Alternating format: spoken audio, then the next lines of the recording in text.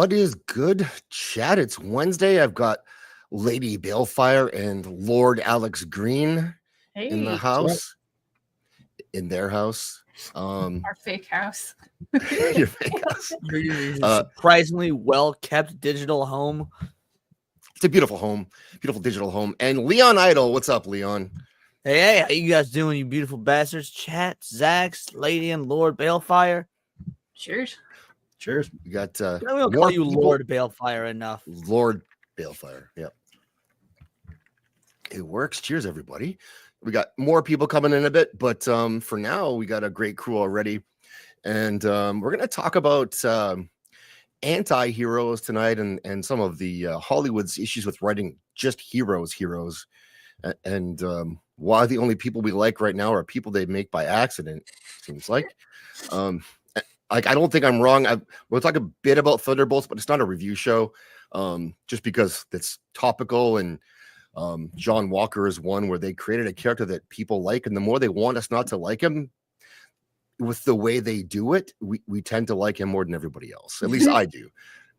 And our boy Kaida put out a video today or yesterday about that, and it's blowing up, and he's doing well with it. So we might show some of his video because he builds a good case as to why. Yeah, I'm actually really I'm so happy for Kaida's success. I mean, I get that a lot of it's like pity washes because we all feel guilty with our white guilt and our inside parts. We want to see the black man succeed, but even so, views are views. So he appears.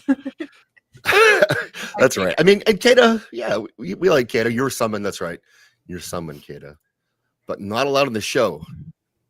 We not allowed in the show. We got Katie coming later, and she is our one black, and that's all we can have. So, yeah, sorry, Kaida. Love to have you, but you're cut. Dax, what's up, Daxy? I got a couple of new emojis, if you remember. Oh. Yeah, Leon, I'm checking this out right now. Lady B, you got one, too. Uh-oh. Crab Feeder, what's up, Crab Feeder? Ryu, Hunter, I like the gooch one. The gooch one's good. Lady B, what's up, Jake Martin? Thanks for coming. And always being supportive, dude. Appreciate ya. Leon's got one. Yeah, you got one. Big Ship's got one. 47's got one. David A. Pukta, there's one in there for him. Skirt's got one. That was today. Skirt. You have more Australian representation than you have Italian representation in that right in your emojis, and I appreciate that. Thank you. Yeah, you don't want to have accidental Australians in there, or I mean Italians. Australians are okay because they can come from other places. Italians, yeah. Because like Gooch talks all this big game about being an Italian. Let's be real. He's a native. He's a native, and this is stolen Italian valor. He is hot. Savage. It's very stolen valor. It's a good point. Yeah, we all know Italians are white now anyway, so. I didn't sign off on that, but yeah, I don't agree. They're not with us. They're stuck in between. What's up, Sherry? Good to see you. She changes up her photo all the time. This one has seemed sideways, but I'm good with it. It looks okay. As long as it looks good. Like I would rather some like pretty girl changing her photo than like a fat girl faking being skinny or something like they do so well nowadays. Oh yeah, the traps. It's traps like down angle, and it's like yeah. It's like an anime like Leon. Leon from certain angles is a very attractive woman. Curse these genetics. He's got a great bone structure. It's just his fault. He's a dude. There's nothing he can do about it. Well. There's also that whole being native thing. I can't grow proper facial hair. So, you see just from behind, the long hair, the inability to grow proper facial hair. Like, oh, wow, look at this mildly attractive. Oh, no, it's a fugly male. Okay, never mind. What's up, Tina? Thanks for coming. Kaida, thanks for letting me use your video today. Appreciate that. Sentient Dildo's in the house. What's up, Westoids? What's up, Dildo?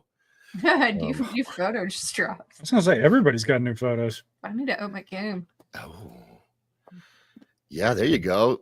Leon is abusing the emojis. I appreciate that. George, can I help you? What's up, Jana? Yeah. Or as Tim would say, Jana. Gina. The prettiest and only Persian I know. Both are true. Both things are true. And if you listen to Cameron, he might say Persia doesn't exist, and maybe never did. What do you think? Persia's like Gaza or something, or Palestine? Come on now. Maybe that's the same thing. I suspect Cameron thinks that the other side of that conflict I doesn't thought exist. you were probably thinking about now. Lunar Lucidity, what's up? Hail all. Lunar Lucidity. Who are you? We'll find Pretty out. sure that's Siniviere Stalker Supreme. Is it?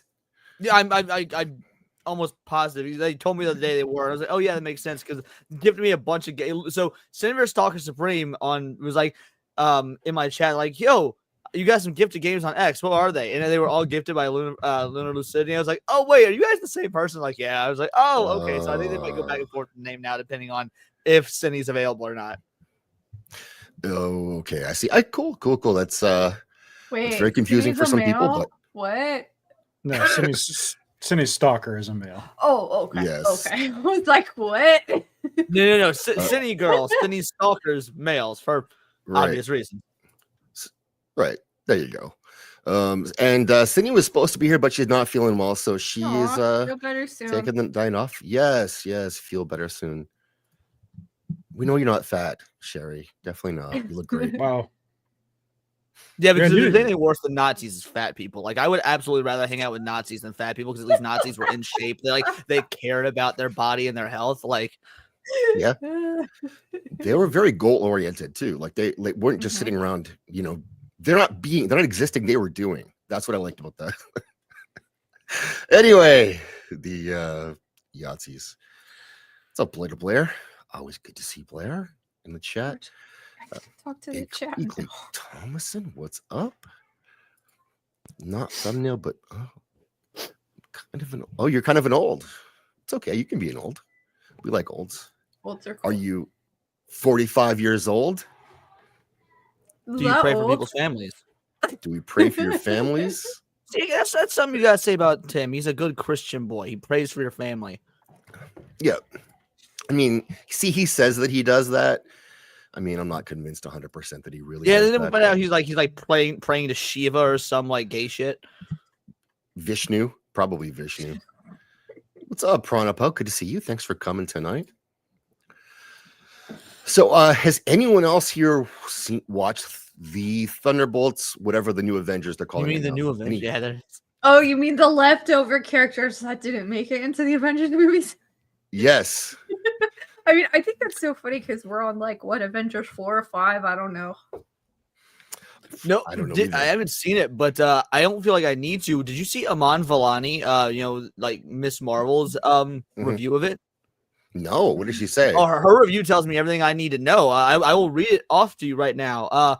5 emotionally constipated misfits are forced into trauma bonding under the watchful eye of a morally bankrupt authority figure. And so this is Breakfast Club with tactical gear. Also, I live in the end.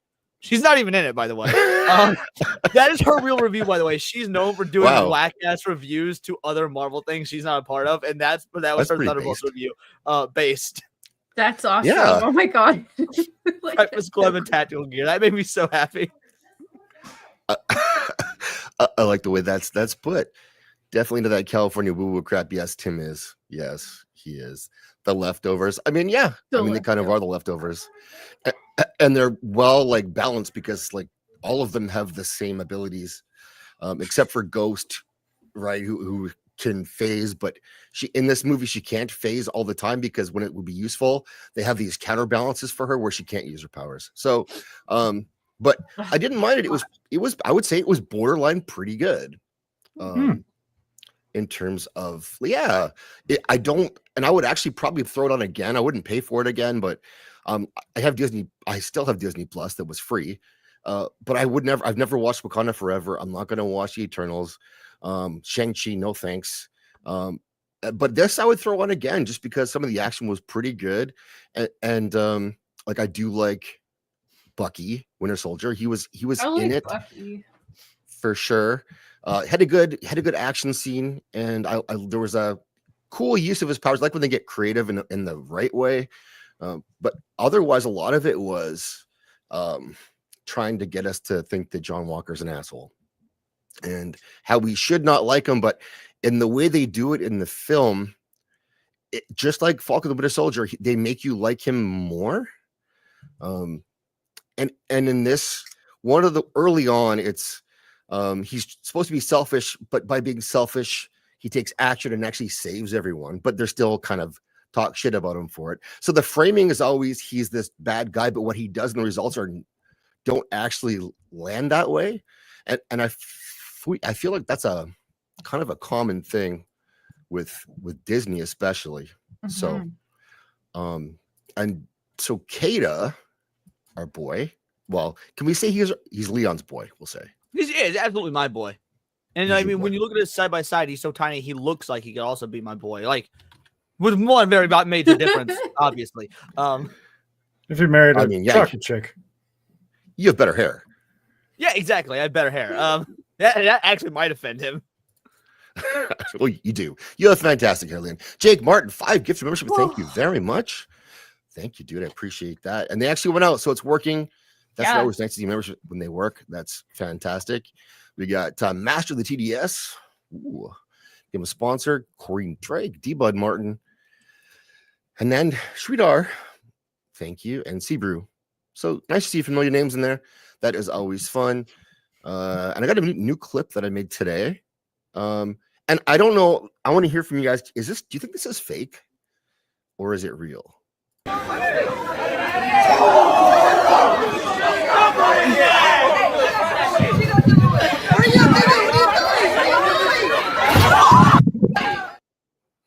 I hope that's real. That was I awesome. hope that's real too. Oh, I would need to see that again. That was yeah, we'll do it again. And if you look at I've watched this a lot now.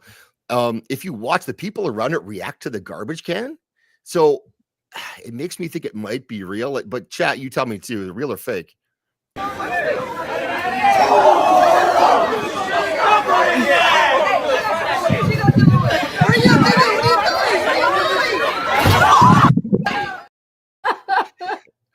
I think that's I wish the real. clip went longer, but I couldn't find a longer version of that clip to see like the aftermath. That's all I could find. I genuinely think that's real. Like, yeah. I think. What's up, love it? I think it might be. What do you think, Lady B? Real, fake? I think it's real. Like, it just, I mean, it seems like the reaction of people around it, and like it's not like, I don't know. It just feels real to me. It looks like it has like gross month-old milk in it too. Mm-hmm. That's a nice added feature. What do you think, Leon? Real or fake? I truly do think real. Like sometimes moments like those are too good. There's no hint of AI. There's no cuts. I think that's just unfortunate timing. That dude looked like he was about to whip some ass. Too, yes, so. That dude was about to kill that guy. I know, and it's like a bitch fight, like a dumb high school kid. Like, it's like Steph Curry's back there somewhere chucking garbage cans at people.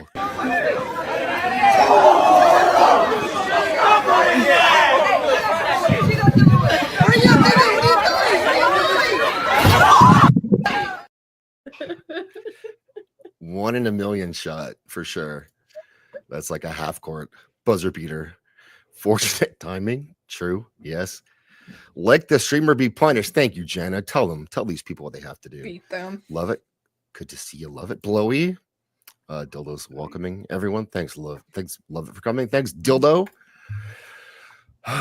Okay, so Kaida, who is your child, Leon, who you've cut rug with, which we can do that. Why not? I gotta send you these. You asked for these, right? I have. I've what with cut rug? Go,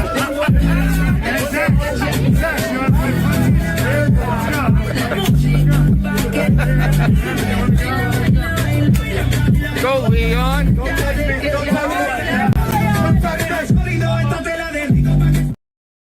I like how the guy's like doing this strip club thing, like don't touch, no sex in the shit. Was that Chris? Was that Nadia's husband that was doing that in the video? That was I don't know. I gotta send you those. I would love you to have those for clips of my own channel. Yeah, of you. Yeah. How dare you? You want clips from your own channel of you? But Taken without permission, by the way. Although I did yell, "You guys are live." That's yeah. No, I thought it was great. Look, what happens in Vegas stays on YouTube, and I'm okay with that. There was it's just a shame that you didn't get more of me and Albo and Singer together. That's spicy. That's some OnlyFans only stuff. All right. So here's Kaida. Great video, Kaida. Love it. Kind of almost inspired the stream too, actually. John Walker did nothing wrong. He's got 50K views already. Nice. That is awesome. It's a 24 this morning. Way to go, Kaida. It's blowing up. And so people, please subscribe to Kaida. I linked him in the description. So go sub to him and watch this video on your own if you want to. We're not going to watch all of it, but I think he does a great job of presenting this is the problem, and this is how Disney writes their anti-heroes and why we like them and why we don't like, well, in this one, the new Captain America, Sam Wilson, because, well, I'll let Kaida say it. This is how it starts. Oh, have you guys, if you haven't seen Falcon the Winter Soldier, don't watch that show. But this has some clips from it. So. What is that outfit? It's all ridiculous, right? What is this, like 2001 or something? I want to know how much they talked about his ears in that costume. Like open ears, closed ears. They made the wrong choice. It's weird. Well, and Captain America, one of his few pieces of kind of armor he wears is his helmet. And this one, it has the top of the helmet is gone. So it's like it's not even practical. It's terrible. Like, what's up, Anthony Shattuck? That Freeze character in what is that? The Incredibles or something? Frozone. Frozone, but it's like his goes Frozone. up on the top, but this is just the bottom. Looks weird. We got a Dualie raid. What's up? Thanks, Dualies. Dualies are gonna Fuck yeah. What is up, Raiders? Thanks for coming, guys. I'm going to give you a welcome Raiders clap. Well, I'm packing up my game and I'ma head out west where real women call me grip and fake breasts. Find a nest in the hills, chill like Flint, buy an old drop top,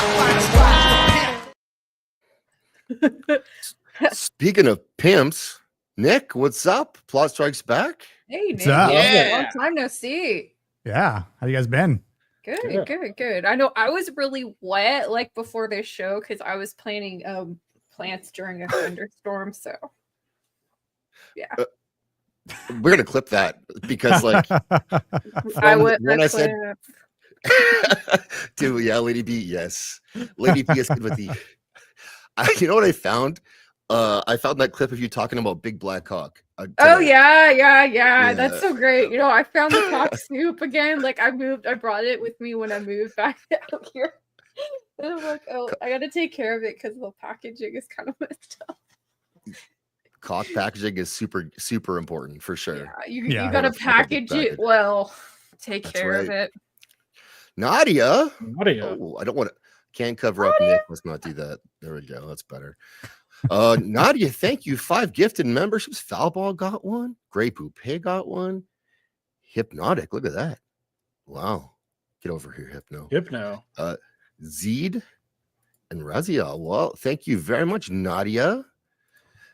Thank you, Nadia Rules. I got some. You know what? I'm gonna do this one for you because I think this is the one you might appreciate. Well, first, hold on. $55. What is up, CFH? This is we got the skirt emoji now. It took me all of 3 minutes to make, so please appreciate it. Appreciate it as hard as you possibly can. And I'm going to give this one to Nadia. This is all of our friends kind of together talking about stuff. It's good. This is generating Oscar buzz despite its unique, controversial subject matter. So let me go down. Okay, so the sci-fi black comedy, which I'm not understanding why if it's a black comedy and we've casted Emma Stone. Did you? Black comedy doesn't mean actual black people. It says black comedy. What did you say? Did I just hear black comedy? I just got back. What's happening? She said, Why is it called black comedy if Emma Stone is here? But that's not what black comedy He said it means dark comedy. Yes, Oh that's what it means.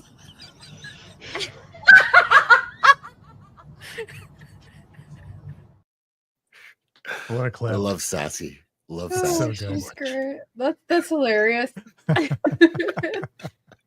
Okay, Josh sent me that one. So in her defense, like, Yep.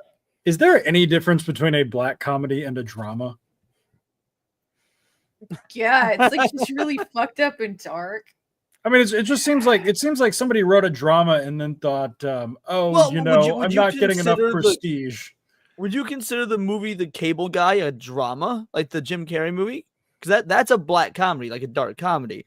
I think it just depends on the tone. Because like you could very easily make that a drama or even a horror film if you just change a little bit of it. Yeah, see, I guess it's been a minute since I've seen that. The one that has always jumped to mind is, I heard In Bruges and Banshees of Inisherin were these great dark comedies.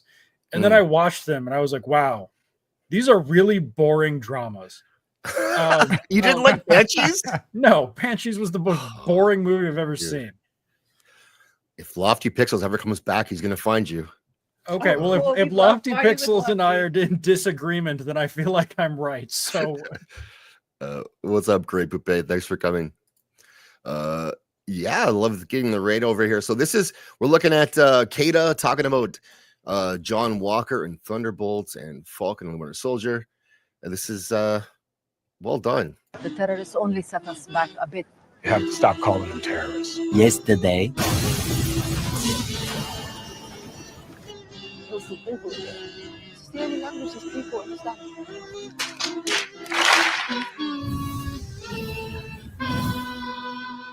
all right, let's talk about good intro, Kaida. Yeah. That was a good intro.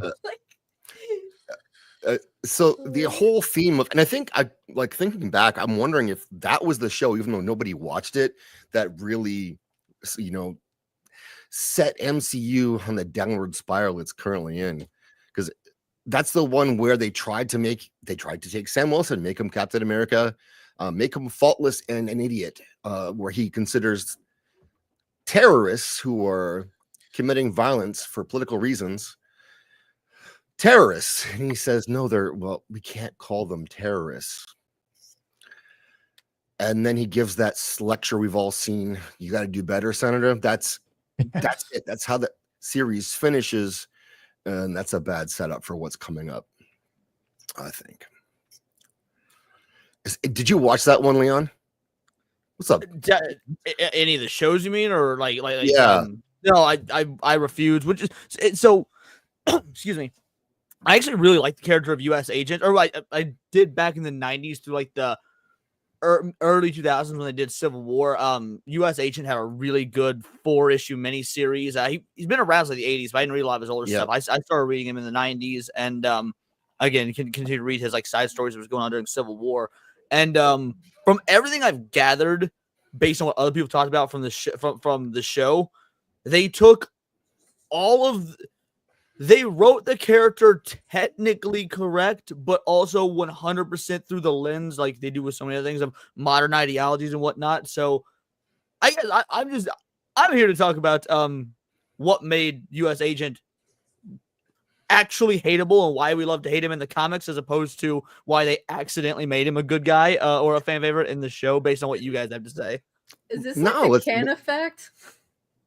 What? The what? The Ken effect, like in Barbie, when everyone's that's the way people talk about it, basically. Erotically based.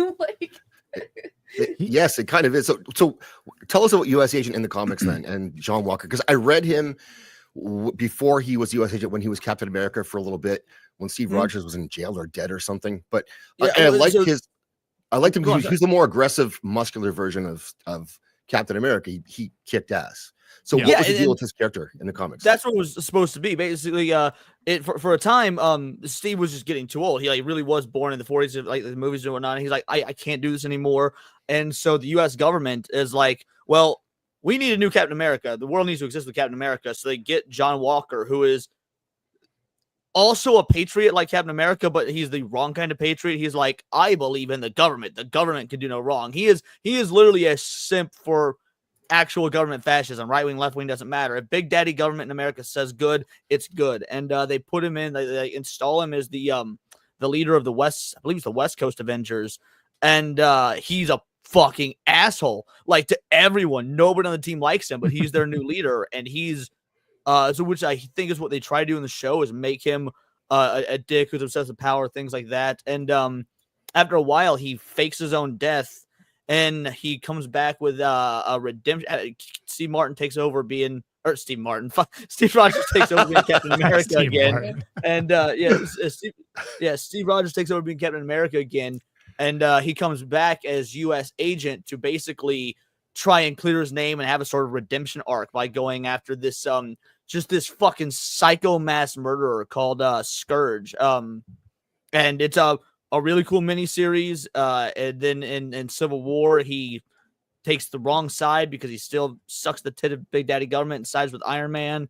And because you know Iron Man's all like, oh, superheroes need to be registered, and he goes on some pretty cool ops. And then Iron Man tries to send him to Canada to be like, hey, you need to go apprehend superheroes and supervillains in Canada. And he says, fuck you, I'm not going. I don't serve Dudley Do-Right. I serve Uncle Sam. And that's actually a quote from the book, by the way. Until eventually, do you remember, did you see Jessica Jones? Yep. Yes. Yeah. What's his fucking name? The bad guy. Kilgrave, right?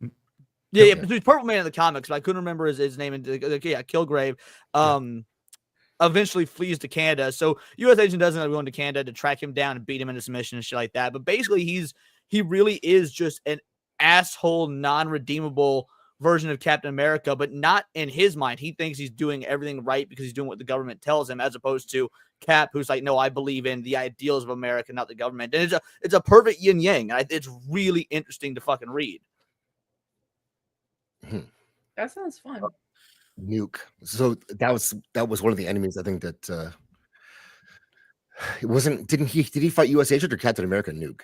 So he was in season 2. Yeah. Nuke was the bad guy in season 2 of Jessica Jones, and I haven't read a whole lot of comics with Nuke in it, or if he was, it wasn't one of the characters that stuck out to me. So I could recognize him if you showed him to me, but I can't pinpoint any stories with him. Was Nuke the guy with the adamantium arms in the comics? All I remember in the comic is I believe he had like American flag tattooed across his fucking face. Yeah. Okay, and I know in some Wolverine comics he had metal arms. Okay, see, I didn't even know that much. I say, who's That's the guy? commitment, though. Who's the guy that has the? Is it adamantium arms? Cyber, or what's his name? That's Deathlock. Is it Deathlock? Is that who I'm thinking of? I mean, Deathlock is the one I can think of that has cyber metal arms. I know they're adamantium, but yeah, Deathlock has cyber metal arms. Hold on. Welcome, like Katie and Andy. Let's look it up. No, it is cyber. Still shock. Because he fought Wolverine. Because I know I have like these old 1990 like flare cards of him. I think I have that book on my bookshelf, actually. Silas Burr is his real name. You know what I hate about comic books? I thought you were referring to this guy right here. Actually, I might have a Deathlock comic. Is when we get like a panel like this and everyone's like, oh yeah, like this is they know all the lore. And I'm like, cool, can I just read a book and get caught up? And I'm like, no, it's like 150 volumes of comic books. I'm like, okay, just. Yep. How's it going, Dualies? Katie, Andy, thanks for coming, guys. Thank you for having us. Dude, for a second, I thought Leon had no shirt on at all. I was like, wait, whoa. I wish he had no shirt on at all, but yeah, Nick he's got the stars and stripes. He looks like U.S. agent. That's why I wore this. I wore this because we were talking about this. Yeah. Stars and stripes. I meant to shout out the beard is looking good, man. Yeah, I appreciate it. And I almost was gonna throw a poll up to see if I'd shave it for John Wick and go for the John Wick beard. But it's fluffy. I would. You could just the chin part and get like those old Civil War style where it's just. I hate that. That's such a vibe now. Yeah. Mutton chops. Oh. No. Get the mutton shots. And then I'll get a hat as well. There you go. Try to talk all the old schooly. I had Deathlok comic when reached, but I guess I don't. Anyway. Pronopo, thank you for becoming a member. Very much appreciate that. I'll give you a clip. Not here. I'll give you magic.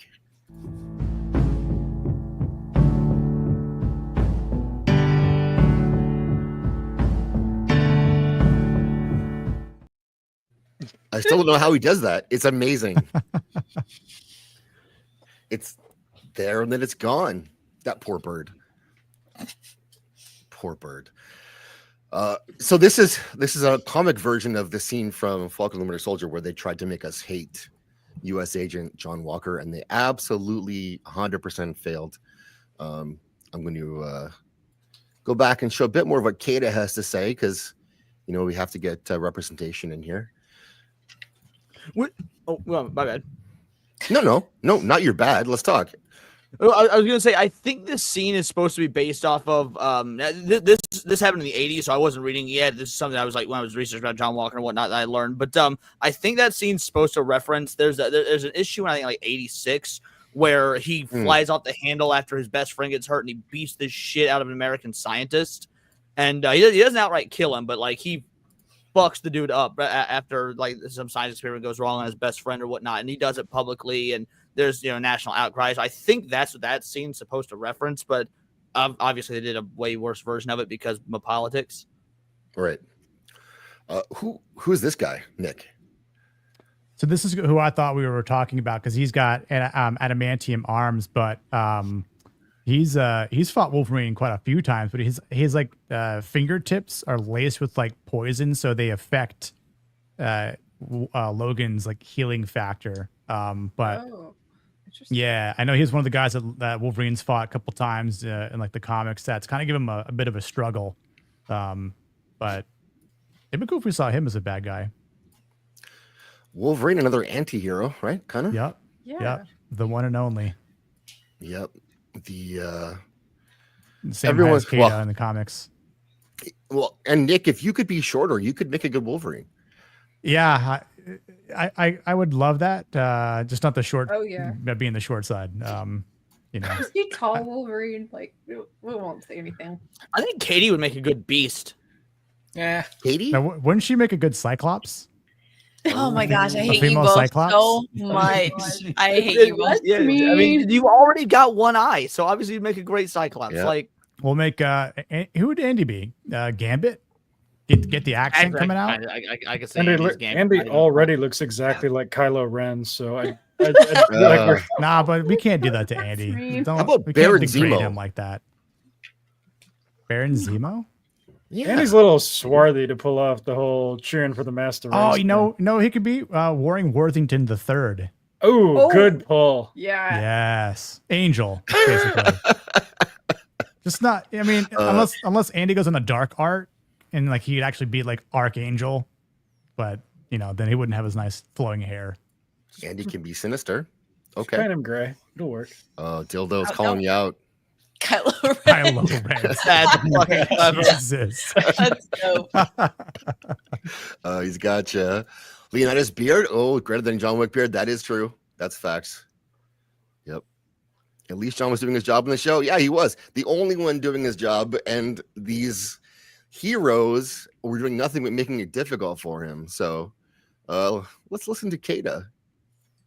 What's going on, everybody? It's Kaida, aka Khalil Too Short, and this is going to be a different style of video. There is a certain conversation that has sprung back up after 4 years because of the release of the Thunderbolts with a certain character in the name of John Walker, aka Captain America, aka U.S. Agent. I'm pretty sure a lot of you haven't seen the show because Falcon and the Winter Soldier is one of the lowest rated Marvel MCU shows in history, but in said show, John Walker, aka the new Captain America, after Sam Wilson gives the shield up to the U.S. government because he felt like he wasn't worthy enough to be Captain America. And the U.S. government, being who they are, decided to get their own Captain America, and they run trials and they get John Walker, a retired U.S. Army Special Forces soldier who is a actual hero. There's a lot to talk about because He so in the stories, John Walker was, I think, three-time Medal of Honor winner, which I don't think has ever happened in real life. But is it Medal of Honor or Purple Heart? Medal of Honor. Okay. Purple Heart would just be like, I'm sure everyone's got Purple Hearts. You can get as many Purple Hearts as you want. It's just how many before your body gives out. Yeah. I think they still have Purple Hearts extras from when they were going to go invade Japan, don't they? Yep. Operation Downfall. I think so. Yeah. You want to know, completely unrelated to John Walker, I want to give credence to my boy Kaida here because he does something that so many of his kind don't do in their videos, which is enunciate, and I respect that. Makes you want to ask the question. Like my mom, we met this black guy in like a preview screening, and she's like, "You speak so well," and I'm just like,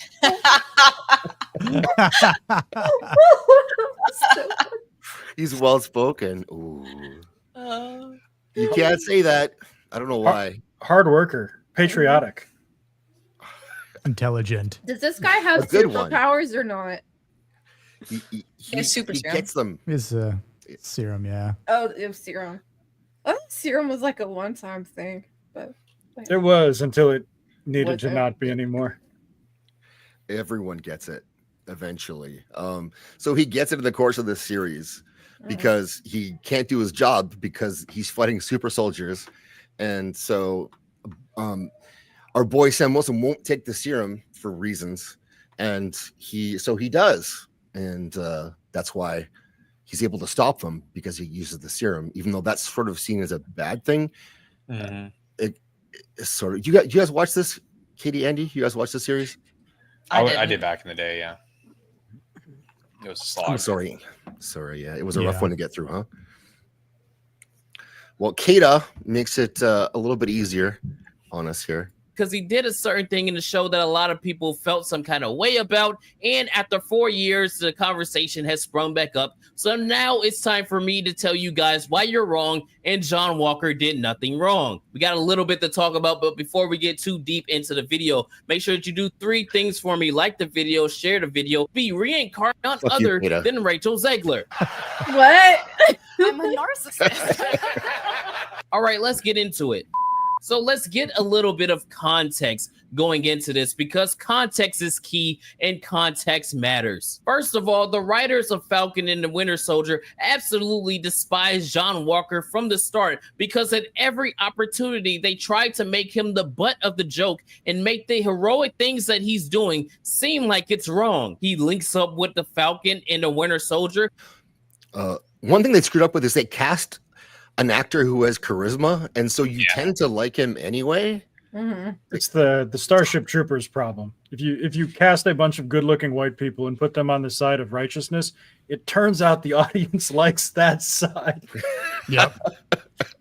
Well, again, sorry. No, go. If they could have done everything they wanted to do because this character, it seems like from the way you guys are talking, like he's supposed to be this like super fascistic right-wing sort of like Captain America style figure, like the antithesis to him, which is effectively what he was. Like you could have done that. I don't know how they screwed that up when the OG version of the character is probably everything their politics nowadays would 100% strive to be. This is one of those instances where if you'd followed the source material, you would have had your hateable character that they clearly want him to be. But so that's actually maybe the oddest part of all of this is it would have been far more coherent if he was a clearly like right-wing coded guy, but he's not in the show. Like his best friend is black. He attended like a majority black high school. His wife is black. I think does he have a daughter too? He has 2 black friends. Like and he's got more black friends than me. Yes.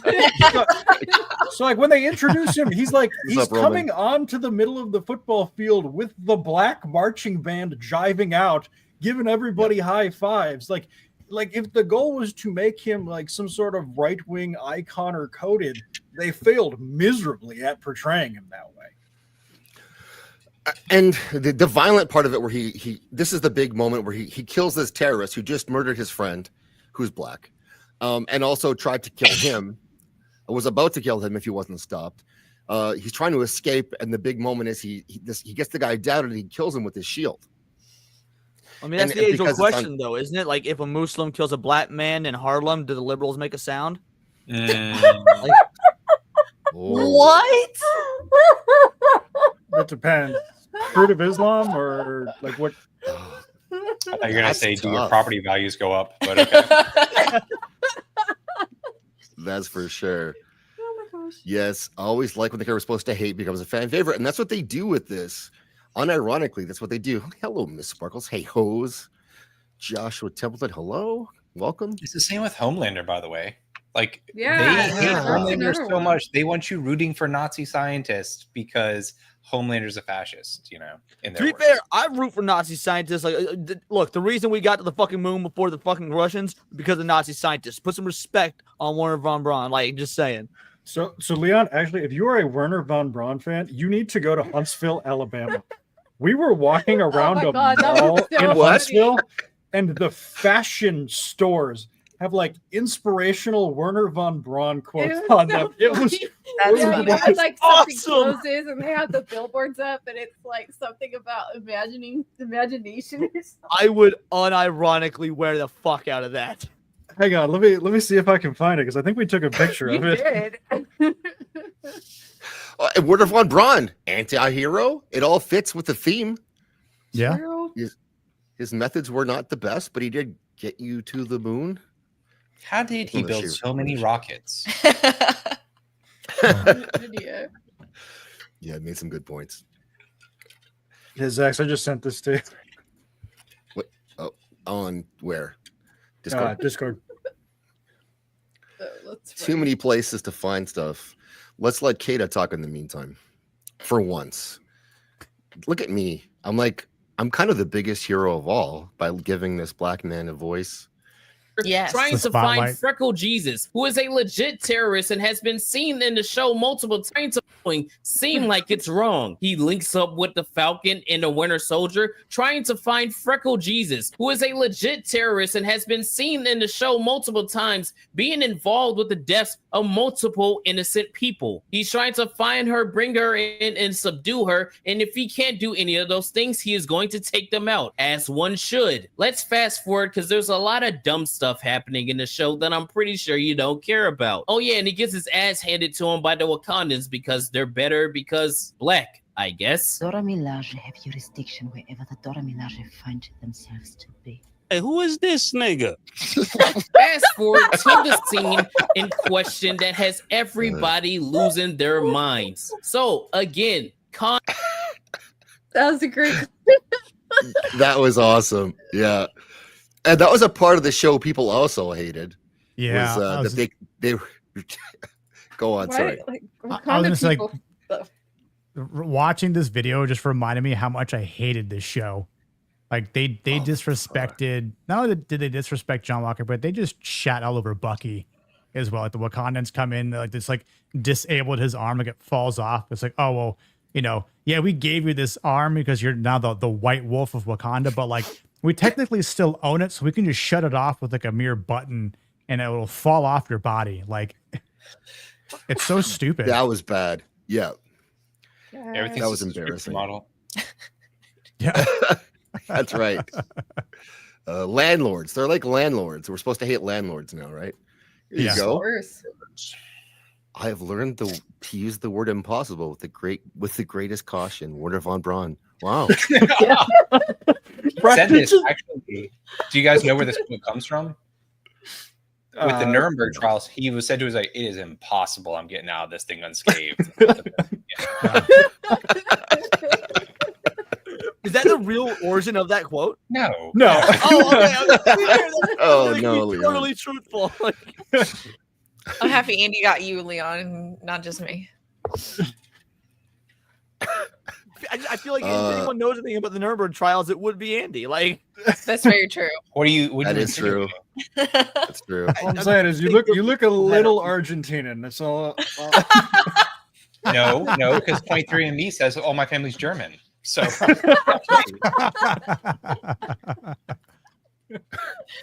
Oh my gosh. You got to listen to Andy talk when he's not with Katie because his accent comes in hard. and it comes in fast. Did you notice it coming through when we were gaming last night, Zach? That's what I was saying last night or today or earlier. I was like, Andy, I heard your real accent last night playing Repo. Yeah. It was glorious. It was glorious. it was like it was very bore-ish. I liked it. Welcome, Cade, Gwinnett Queen. Thanks for coming. Context matters. Previously, we just saw Freckle Jesus and her associates blow up a hospital and kill a bunch of innocent people in it. So obviously, Falcon and the Winter Soldier, John Walker, and his best friend Battlestar are trying to find her to bring her in so she can pay for her crimes. And in doing so, they find out where she is, and that's when the fight ensues. Now, this is where the context is key, because people think that he just killed the terrorist because he was angry and powerful. He was on a trip or whatever. Context matters. The same terrorist that people are trying to say was surrendering and he was so innocent moments earlier, quite literally was trying to hold John Walker down so that he could be stabbed and killed. Falcon, the Winter Soldier, Battlestar, and John Walker, while fighting the terrorists, were not trying to kill them. They were trying to subdue them. The terrorists, on the other hand, were trying to kill every single individual that was in that building with them. And lo and behold, they ended up succeeding in killing John Walker's best friend, Battlestar. Now, here is where... Now, Battlestar as a name, where are you guys on that for that? Because people don't like that name. Reminds me of a Transformer. Battlestar Galactica. Reminds me of a show, yeah. And Battlestar Galactica, obviously, too. But yeah, the show. This sound like Transformer-y too, though. What should he have been called? Midnight? Black Star? Like, I mean, they were gonna go with Gold Star, but they thought that'd be too on the nose. They're like, maybe Black Agent. I don't know. Black in America. Black in America. Black. Terrible accent. Who else we got in the chat who's come in since? I think you're before Rio. What's up? All right, Andy. Oh, Andy, were you at Nuremberg yourself? Look, people end up at a lot of places. Like circumstances is circumstances, and guess what? You beat the rap. You don't got to say where you was. I watched you guys earlier. You were saying you were 53 years old, which I don't believe. So 52. You could be, that's the 52, 53 in August. You could be 100, and you could have been there. Hey Zach, can you give me a minute? If Andy is 53, I need to go kill myself. Do it live on the show. There was a lot of science in those camps that people will consider unnatural. Fair enough. Well played. Where more context comes into play.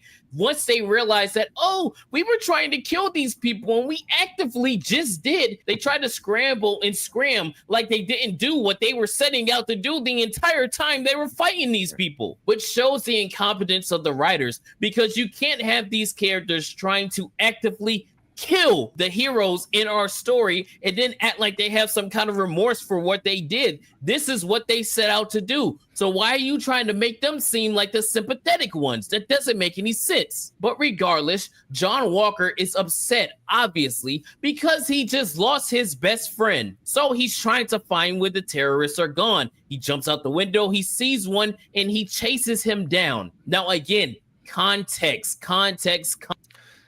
Yeah, so what he's going to say here, it's also true where people were saying, well, he was trying to surrender. And could not do a fuck less. Right. Wait. You surrender by running away? You surrender by running away? Is that what's happening here? That's how that works now? But also, yeah. That's how it works in the case of Trayvon Martin. Yeah. Would Arnold like let someone live? No, dude, he'd shoot him. Like he'd be like, yeah. Yeah. Are you feeling lucky, punk? Yeah, did Arnold decide to not go after the Predator after his whole squad got wiped out? Yeah, he was like, okay, not even the fucking True Lies. Like, we can go to a more realistic route. Fucking True Lies. You realize how many motherfuckers he murders throughout the entirety of that movie? And why? For Jamie Lee Curtis sagging tits? Come on now. Oh, wow. There was nothing sagging. No, back in the day, she was hot back then. Nowadays, she transed her kid and whatnot. We can make fucking fun of her. Fair. I'm good with that rule, actually. She trans her kid? Did she really?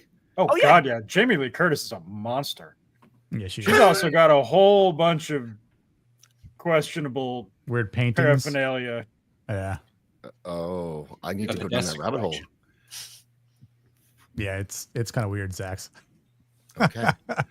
Chris picks up a cinder block trash can and tosses it at John Walker. So regardless if he has the shield, he can still be seriously injured by that block getting thrown at him by a super soldier. Remember, they don't know he has the serum, so he was actively trying to kill John Walker in this instance. That's a cool scene, meaning though. he is not trying to surrender. He is not running because he doesn't want to fight anymore. He's still trying to get you. So John Walker throws a shield at the back of the terrorist, and what is the first thing that he does? He charges right back at John Walker. He kicks him down to the ground. What's the first thing that he does? Try to get up to attack John Walker. In all of these instances, John Walker is in the right.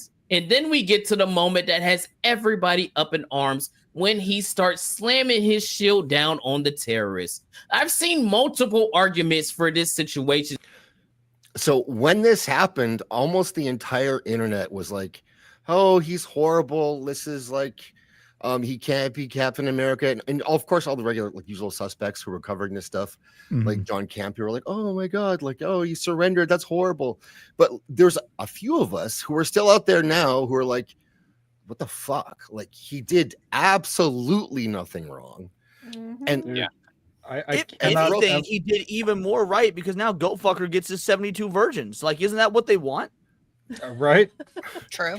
I cannot emphasize enough the damage that George Floyd did to everybody in Hollywood.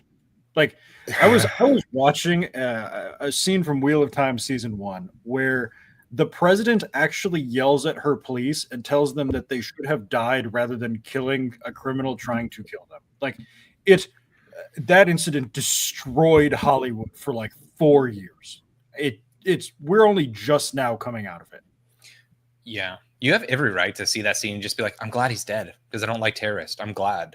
You don't have to sit there and pontificate. Or like, what's the justification for that? Like, the guy's only throwing up his hands because he realized he was lost. Like, well, he's also trying to stop like, the shield okay, too. Like, take my hand, and like the guy will stab him, and then whatever. But to Disney and the writers and the people who made that series and who did the same thing with Thunderbolts, they think that like that's how they write a character we're not supposed to like. And the, like, I guess you'd call them shills or whatever, they immediately respond to it and go, yeah, we don't like this guy.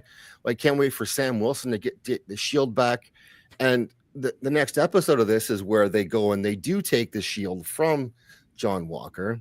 And in that also, we're supposed to, in that scene watching it, we're supposed to be on the side of Bucky and Sam. And I like Bucky. Sam Wilson as Falcon was good. This guy I don't like. It's even watching the fight, you are pulling for John because it's a 2-on-1 and they want the shield back that he didn't ask for, that he did actually earn by the government, and Sam and Bucky didn't want it. And by the way, the shield that in the comics, by the way, again, sounds like they were trying to do something right, because when U.S. Agent does give up the role of Captain America, he's trying to give it back to Steve Rogers, and Steve is like, no, I don't want it back. It's yours. And it's John Walker who is all like, well, no, like, I'm not Captain America. I didn't create this persona. I didn't create this armor. I didn't even create this shield. Like, I am nothing but a effectively downgrade version of you. You're the one that inspires people. Basically, it sounds like like the speech that Bucky gives Black America in the recent New World Order. It's not called New World Order. Brave New World. Like, that scene does go down between U.S. Agent and Captain America. And for the longest time, Captain America's like, no, fuck it, I don't want it back. Till eventually, finally, U.S. Agent's the one that convinces Steve Rogers to come back. This is the fight. So I had to get this clip out. But this is the fight where they take the shield back from him. And I'm playing this just to cement that we're supposed to think he is the bad guy. And in this scene, they actually go so far as to, he won't give the shield up. So they go so far as to break his arm to take the shield off. And he's the villain.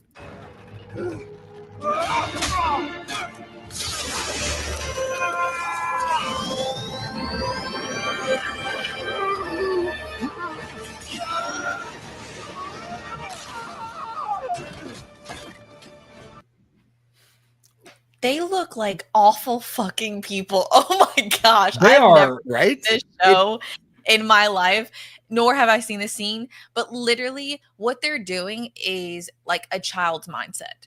They're hoping the watchers are so retarded that you're going to think just because this person now was quote unquote surrendering that somehow he's the good guy.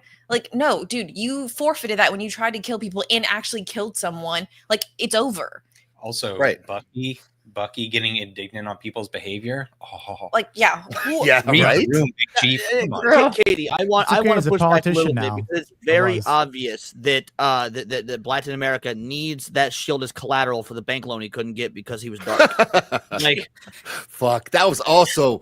Oh my god, that was also absolutely wild. To double down on the child's point argument and them looking like bad guys. Do you remember they're watching John Walker get the shield, like just doing totally normal stuff, and they're just talking about him like he's this asshole, like, you know, what a joke, what a doofus, what a buffoon. And it's like it comes off as like the most jealous, catty, childish bullshit. Like this entire show was insane to watch. Mm-hmm. Not even that, I can't believe they haven't taken this off Disney Plus. If I had seen this and then seen the Thunderbolts, it would have completely changed my perception of how they treated John Walker in the show, in the movie. Proud as shit about this. You need to do better, Katie. Like, that's crazy. Yeah. So this is and he's got his arm broken. He's still gonna try to get the shield. He still wants the shield back. Yeah. With one arm. He's still trying. What a G. Yeah. He's not giving up, much like Steve Rogers doesn't give up. It's over, John. It's mine. I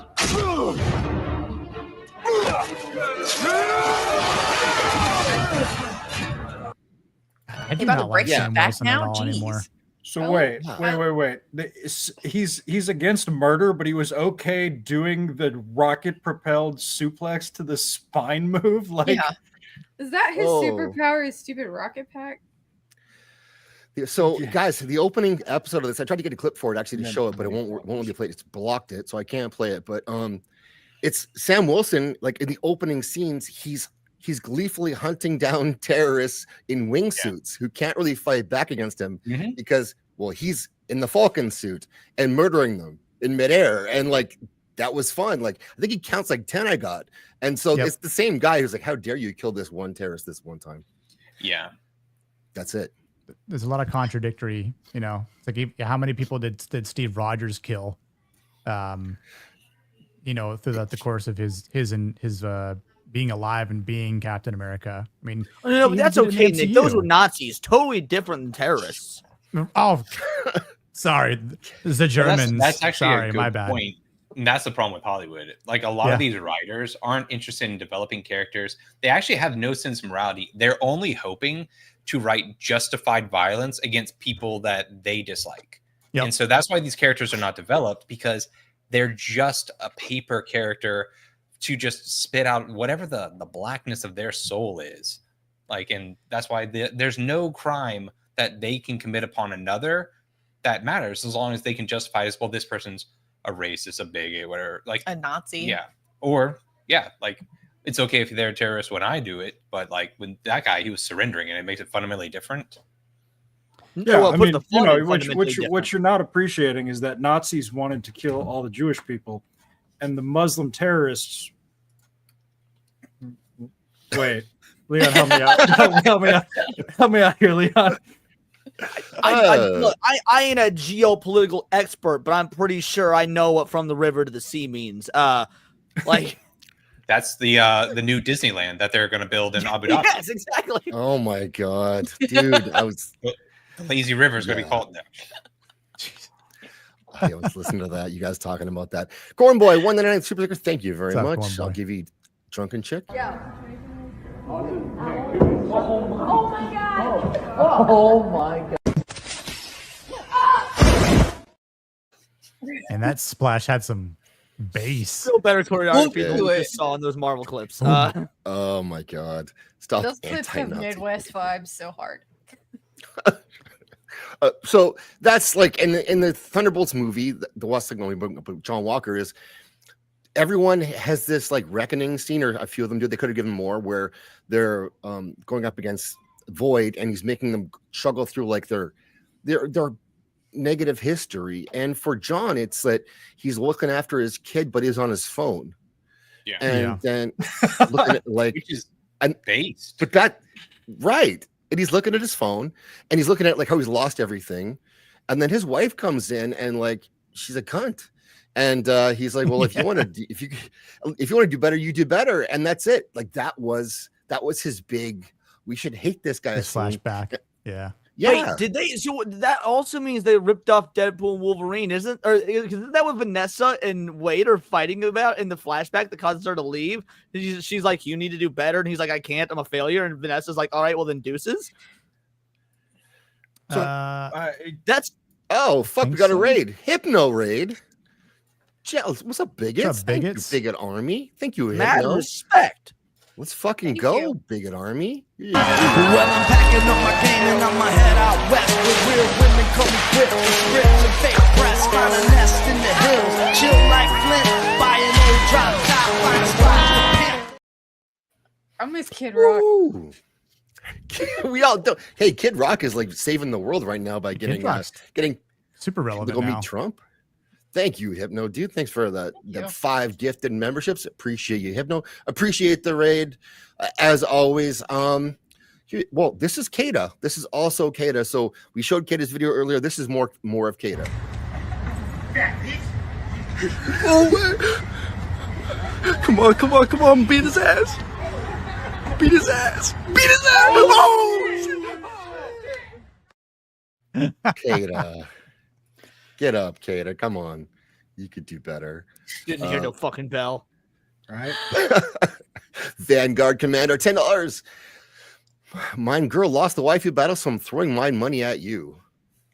Very German sounding. Yes. Sprechen Sie Deutsch. Well, thank you. I'll take your money, and I appreciate it. Spend mine money at you. Appreciate that. Yeah, I guess your girl lost tonight. I'm sorry. Here's a little clip of a girl losing by streaming her doctor's appointment. To discharge you tomorrow. Your urine was positive for chlamydia, so they're gonna excuse me. So they're gonna give you some oral antibiotics. You'll get your first dose tonight.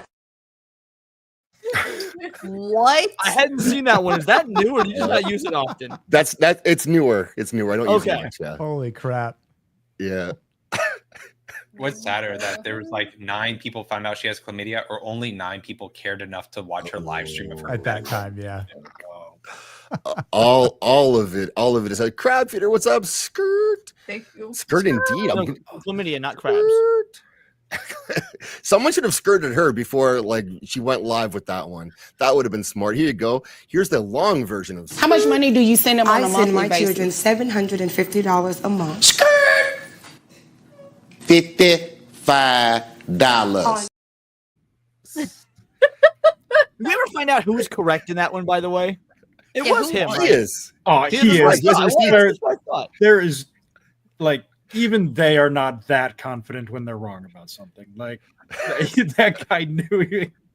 They You heard me. Anime media member for a month. Appreciate you. Appreciate that. I'm gonna give you a quickie.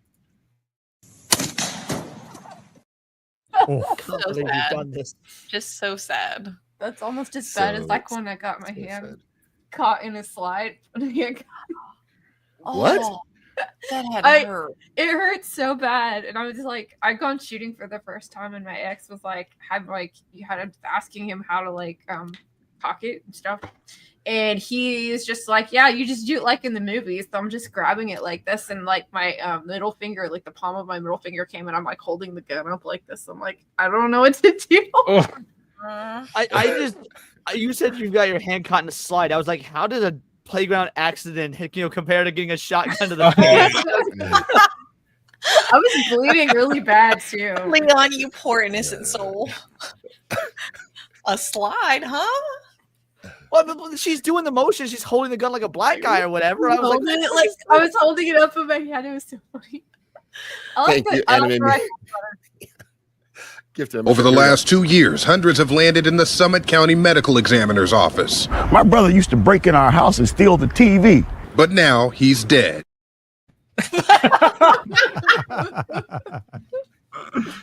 Oh, I love local news. me too. Undefeated. Love it, knows it, but now he's dead. That's how it wraps. So yeah, that's the John Walker story. I challenge you to go to a playground and look around and see a mom who's not on her phone at the time, and then you say you're now the villain of your own story. I am not gonna lie. I thought that was going in a completely different direction when you said go to the playground and find a mom. I was like, oh no. And the other one, so top of mind, do you guys have a favorite, or who's your favorite anti-hero character? Let's go, Nick. You go first. It's Wolverine. I have a large tattoo on my right leg of the man himself. What would the people in the chat have to donate to you to show us the tattoo on your leg? $0. He is very proud of this. $5? I would appreciate subscribers. Honestly, that would help me out a ton. So, what are you at right now? For some reason, I'm only at 296. So, okay. Well, if I can get past 300, I'll lower the camera down and I'll show some leg. Let's go, chat. I'm gonna right leg. Do it. Make sure I'm subbed to you on my alt accounts. We are going. Are you 300 yet? Leon, you're supposed to do it and not say it. Jeez. Nick, I don't know what happened. I'm Somebody not sure. unsubscribed me. I was. Dude, I know you know I what? was subscribed, and I am now. You know what's funny? That's actually happened to me with a couple people. Like, I thought when I was getting some, grabbing some like profile logos for my thumbnail, I went to Gord's channel and I was like, I could have sworn I've been subbed to Gord for a while now, but it shows me unsubscribed. So Goodwin said the same thing. Like he went to my channel, he wasn't subbed. So like, I think YouTube does some shady ass shit. It does. Like that seems to happen all to the me a time. lot. $2.99. Let's go. I lost like 3 subs. 303. People finally realizing that my content's shit. 303. Oh shit. Okay, hold on. 303. It's done. Let me lower my desk real quick. Knees will get you canceled. What? Knees will get you canceled? That's it? Yeah. Smash JT got a video demonetized because he dared show fucking knees. Yeah, the slow motion pacing of this with your desk lowering is actually perfect. It is. Let's go. I know. It's the gun show and the leg show. Gee. Damn. Why are there 3 legs?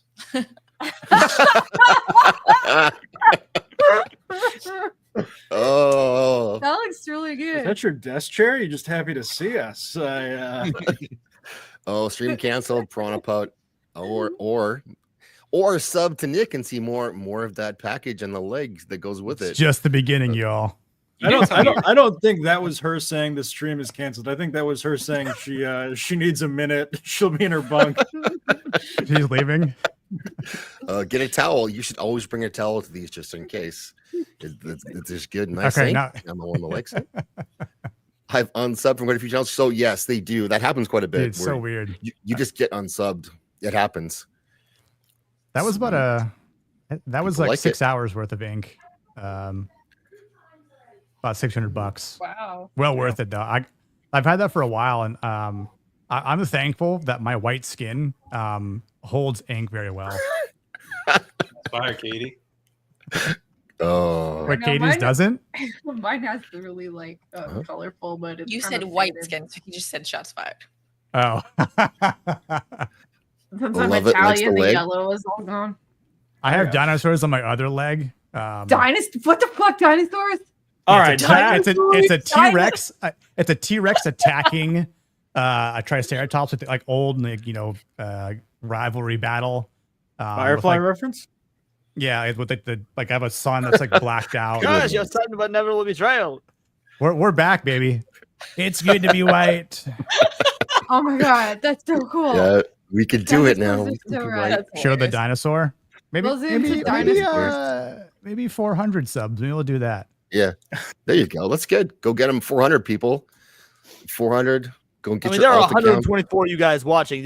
We could get more than 10 goddamn subs off this bitch. Let's Like, fucking I might go. just show all my ink. I have tattoos on my back. I have to take my shirt off for that one. So, but not like lower back. We're though, taking right? the tank off. no. Was it what do they call it? Tramp stamp? Tramp no, stamp? no Yeah, tramp yeah. stamp. No. dude, I was No one tramp time with a stamp. girl that had the Konami code as a tramp stamp. Like that made it was the easiest thing in my life. She's like, oh, I know the motions and everything. It's the cheat code right here. Like, that's It'd not be a cool if joke, someone by had the a way. Like, barcode. you really did have the Konami code as a tramp stamp.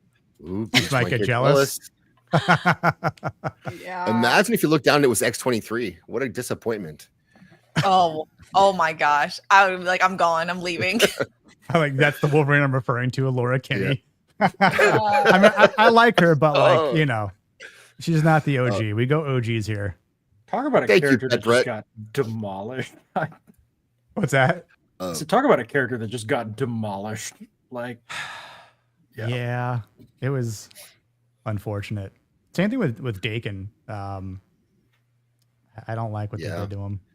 Okay, Isn't he gay or something like that? Hot take. Dakin was always terrible. So Yeah, well, that's what I'm saying. Like the idea of him was kind of like the concept of him was cool, but yeah, they just kind of shit all over him from the start. So I was like, I'm all just right, now well, finding out that I've been pronouncing his name wrong the whole time because I've never heard it spoken. I've always read it and I've always said Dakin.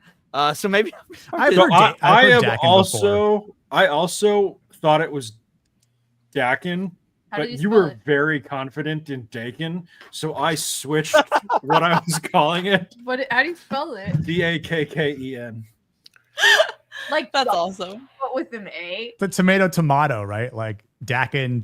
I've probably said Dakin before as well, but I just always Dak. Like it's like if you just I had a friend, his name was Dak. Or isn't Dak from Star Wars too?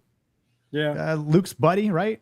So I think phonetically, if we look at like the English language, you double the consonant when there's a the sound is on both the first and the second syllable of the word. Yeah. So English, it would be Dakken, but also it might be Japanese, so they have different weird rules that I don't know about. So what's Andy doing to you right now, Dakin-san, Katie? right? Like who knows? Dakin-san, exactly. Yeah. Yes. Dakin-senpai, right? Like who knows? Nothing. So I got AIDS. I have gifty AIDS, it would appear. So thank you, Pet Brett. The memberships are broken again, but thank you for the gifties. Make sure you get a refund, and if you don't, let me know, and I'll contact YouTube as well. You know, only I'll contact super YouTube chats going anyways. forward, bitches. Only super chats going forward. Zax is too nice to grift. I'm not gonna be. Send this man super have chats or MCU yourself. White Pet Brett, but thank you, dude. Lame and gay. What does that verb mean? I appreciate I it. don't know. It's whatever you want to mean. wishing someone that like Amazon adapt their favorite like book or something like that. Oh, okay, gotcha. The nerd curse. I hate you, and I hope Amazon adapts your favorite fantasy series. Yeah. Here you go, Pet Brett. You get a clip. You must have thought it was White Boy Day. Huh? It ain't White Boy Day, is it? Oh, man, it ain't White Boy Day. What that movie? It is not White Boy Day. That was Leon, though, even though he's never seen the movie. And one more bonus one. This is every man has probably experienced this if they're in a relationship and they've gone to the airport. This is all of us can feel this pain.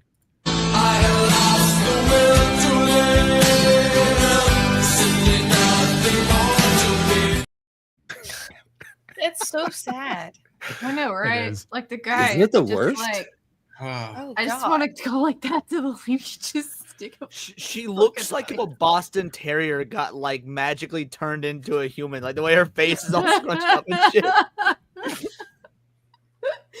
See, if they weren't so look smashed, there'd be like a joke about like, he just said something like casually like soft right wing, and like she just spurred out on him like he wasn't wearing a mask or something. Like it's that energy. Like, I mean, I want taxes just a little lower. It's like, what are you, a fascist?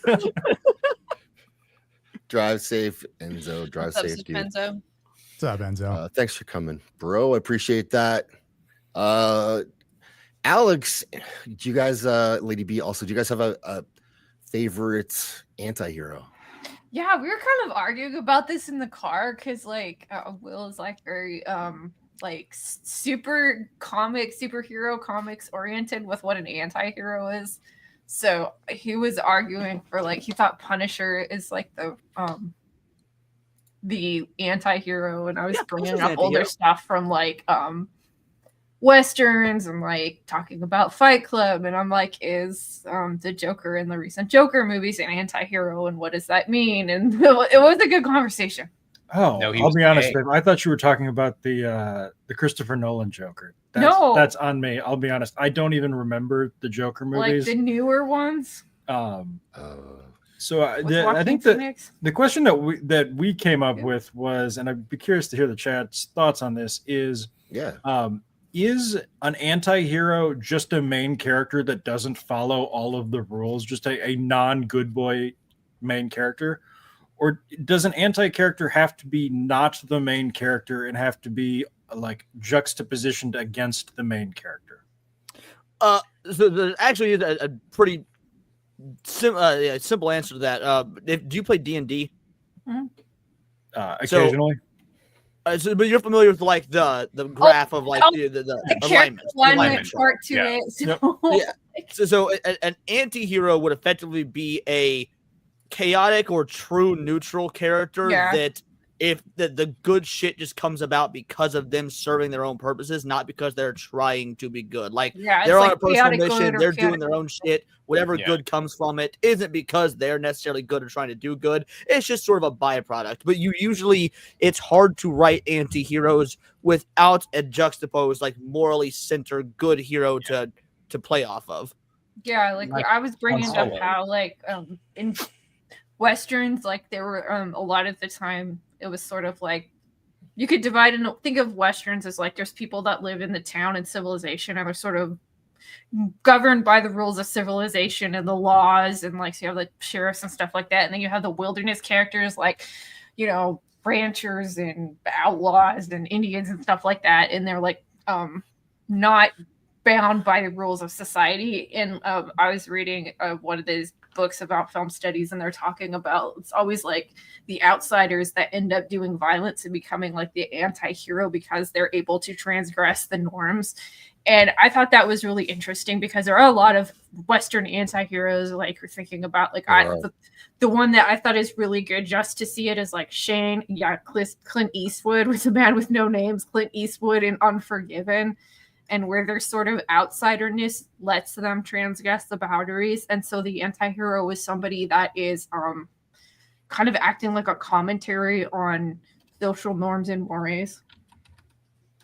So I actually very strongly disagree with your chaotic neutral or true neutral phrase, Leon. I would think that an anti-hero is somebody who is doing good, but in an antisocial way. Now, maybe that's just my head definition. I'm a hero with an attitude problem. Ghost Rider. Which, to an extent, I mean, when you look kind of not antisocial in the sense of is rude to people, antisocial in the sense of, behavior that is bad for society. Yes, heroic. Yeah. So if there's a generic evil villain and your Daredevil character is trying to get them arrested, that's your kind of true hero, and then your anti-hero is the Punisher who's trying to kill his ass. But so this is where I think the chaotic neutral aspect of things come in, or the true neutral. Punisher's not doing it because it is I mean, yes, it is the right thing to do, and in his mind, it's the right thing to do. But at the end of the day, it's a fucking revenge quest first and foremost. If XYZ scenario hadn't happened to him, he wouldn't have the moral compass and whatnot he has. It is selfishness first, it's revenge first. But by the same token, there's the net positive of look at all these dead criminals now. The reason I take issue with what you're saying is what you're saying. A lot of people make that argument, and they very well could be right. I could be wrong, but you could almost chalk any character, for example, Daredevil, up to being an anti-hero and use that. I think that's way too broad. Daredevil's not an anti-hero. He is a fucking hero. He's not as altruistic as say Captain America, but I think we can agree that both Daredevil and Captain America are above the Punisher or Deadpool. So I think mine is more constrictive, which limits the anti-hero pool without being able to. You could say Black Suit Spider-Man was an anti-hero for a time, but again, I wouldn't say that's accurate, even if it's you can make an argument for it. What about Cable? So my problem is I always burn out when Cable. No, Cable I would say is so Deadpool is the hero or is the anti-hero, and Cable is the straight man pair. That's why it works so well. Is you've got the yin and yang, the buddy cop sort of thing between them. So I would say that Cable is actually a hero. He's just he's an interesting one because since he comes from the future and the world is very different where he comes from, his societal norms aren't the same as in the time he's in, which is our time. So that's an interesting one. R.I.P. Ray Stevenson. Just want to say that. Oh, I know. We've been like going through Rome, and man, Will's never seen it. Yeah, Titus Bullis, great character. Oh, so good. He's kind of an anti-hero there. You're right. See, now this is the part I always feel bad because I'm a snob. I fucking hate Deadpool. But to be fair, the internet fucking ruined I'm not Deadpool. surprised you hate Deadpool. That's not no. I love it when people hate Deadpool because the internet did ruin Deadpool. But you're right. There is, I guess, something interesting there in the, normally the, Matt Murdock is the main focus as he is the, the straight man hero, and, Punisher is kind of the anti-hero sort of secondary kind of off picture. Whereas in the Deadpool Cable dichotomy, that is reversed, isn't it? Lofty. Yeah. Lofty is everyone's favorite anti-hero. That's a great one. Back Lofty. That's that's a good answer. I think that fits my definition. I think Lofty is the definition of like antisocial behavior that leads to societal good. Jeez. Yeah, Lofty. Come back, Lofty. Come back to us. I'm just making a poll here. Can I ask about some of these people that chat has If we brought have up? Crab Feeder here, I really think that Damon Targaryen is an anti-hero. Ooh, oh yeah, Damon's not. Oh yeah, yeah. An anti-hero. Well, you're right. There's a lot of antisocial behavior in Damon. Damon's Targaryen. Yeah, it's not antisocial. It's just outside of social norms. Like, I mean, antisocial gives you like, okay, I'm just. I don't nasty. mean antisocial in the stupid psychological Okay. kitty psychology way. I mean in the behavioralist way, I guess. Who you got, Leon? Do you have Carl Jungian, anti-hero? not armchair Carl psychology? Jung? Yeah.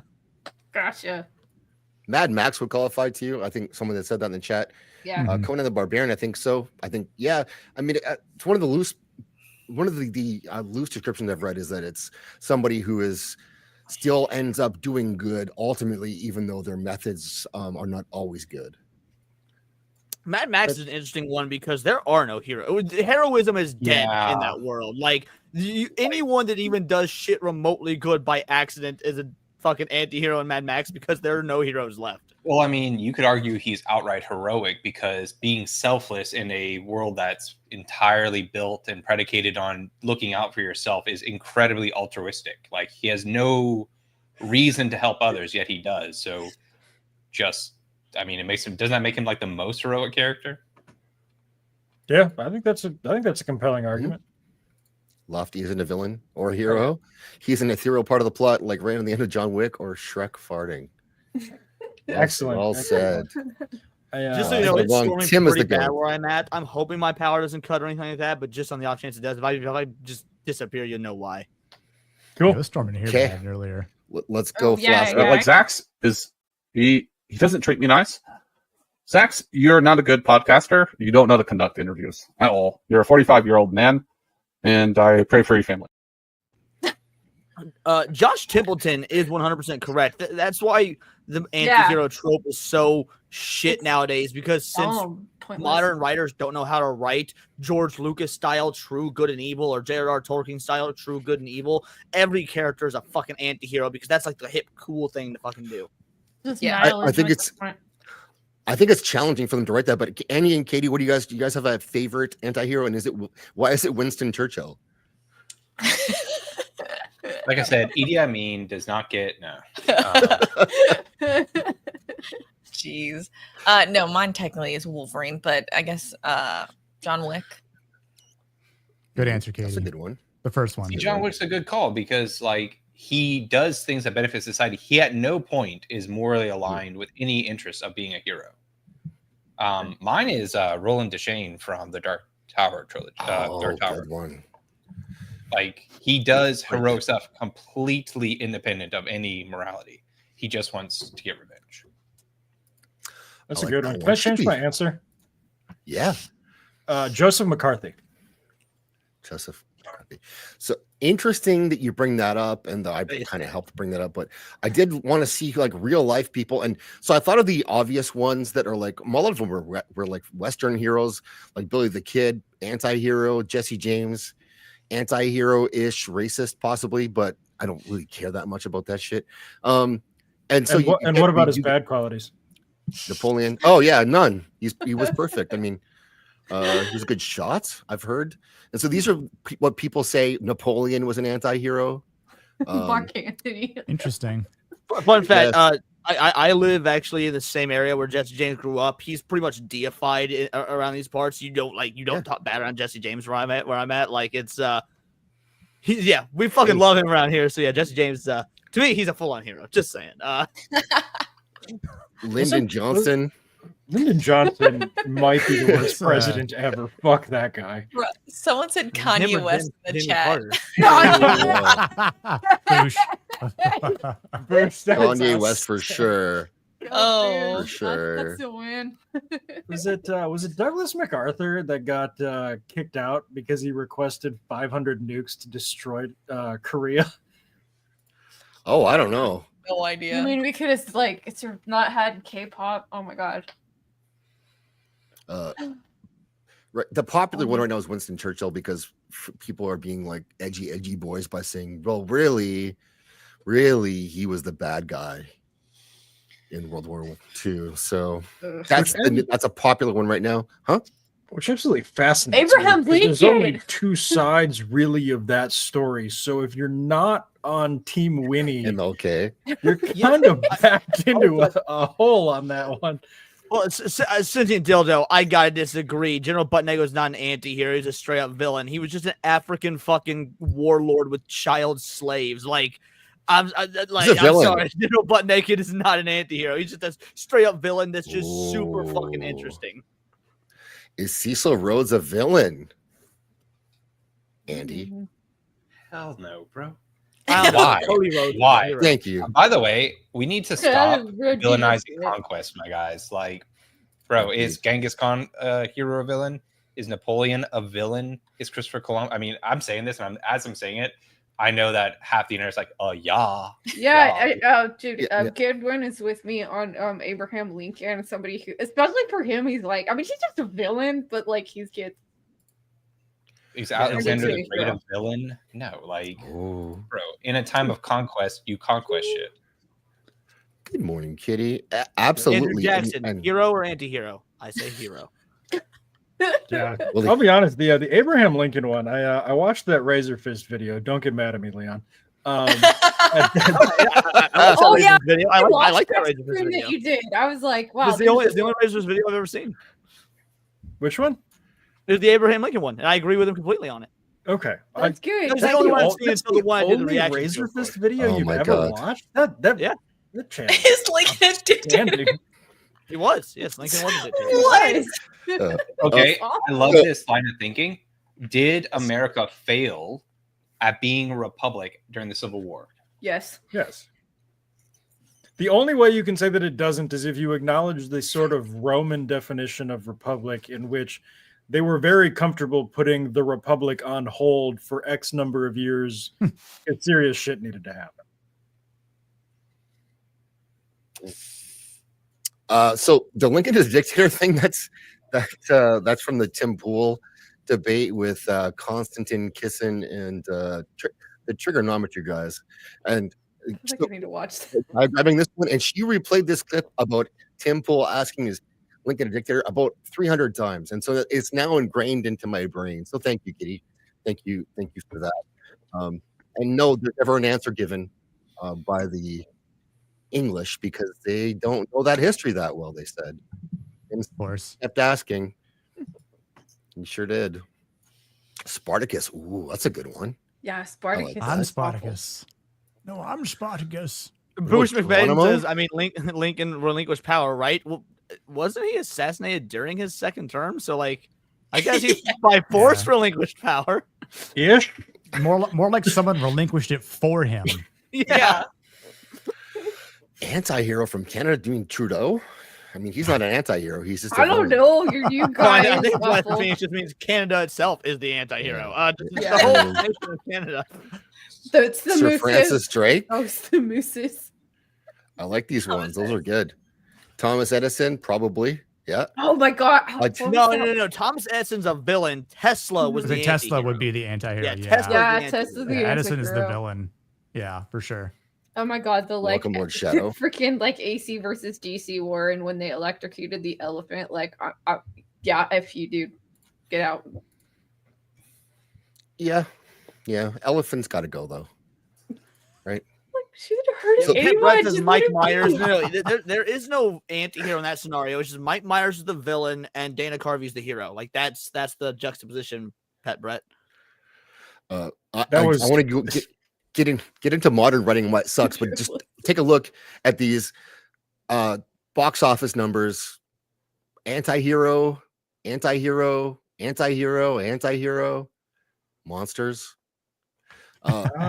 Well, there's actually arguments to be made for Godzilla, and Kong having an anti-hero / hero dynamic, and also number 10 on there, Sonic the Hedgehog 3, my favorite anti-hero of all time. Shadow the Hedgehog. There you go. Edgy the Hedgy. Yeah, Edgy the Hedgy. Absolutely.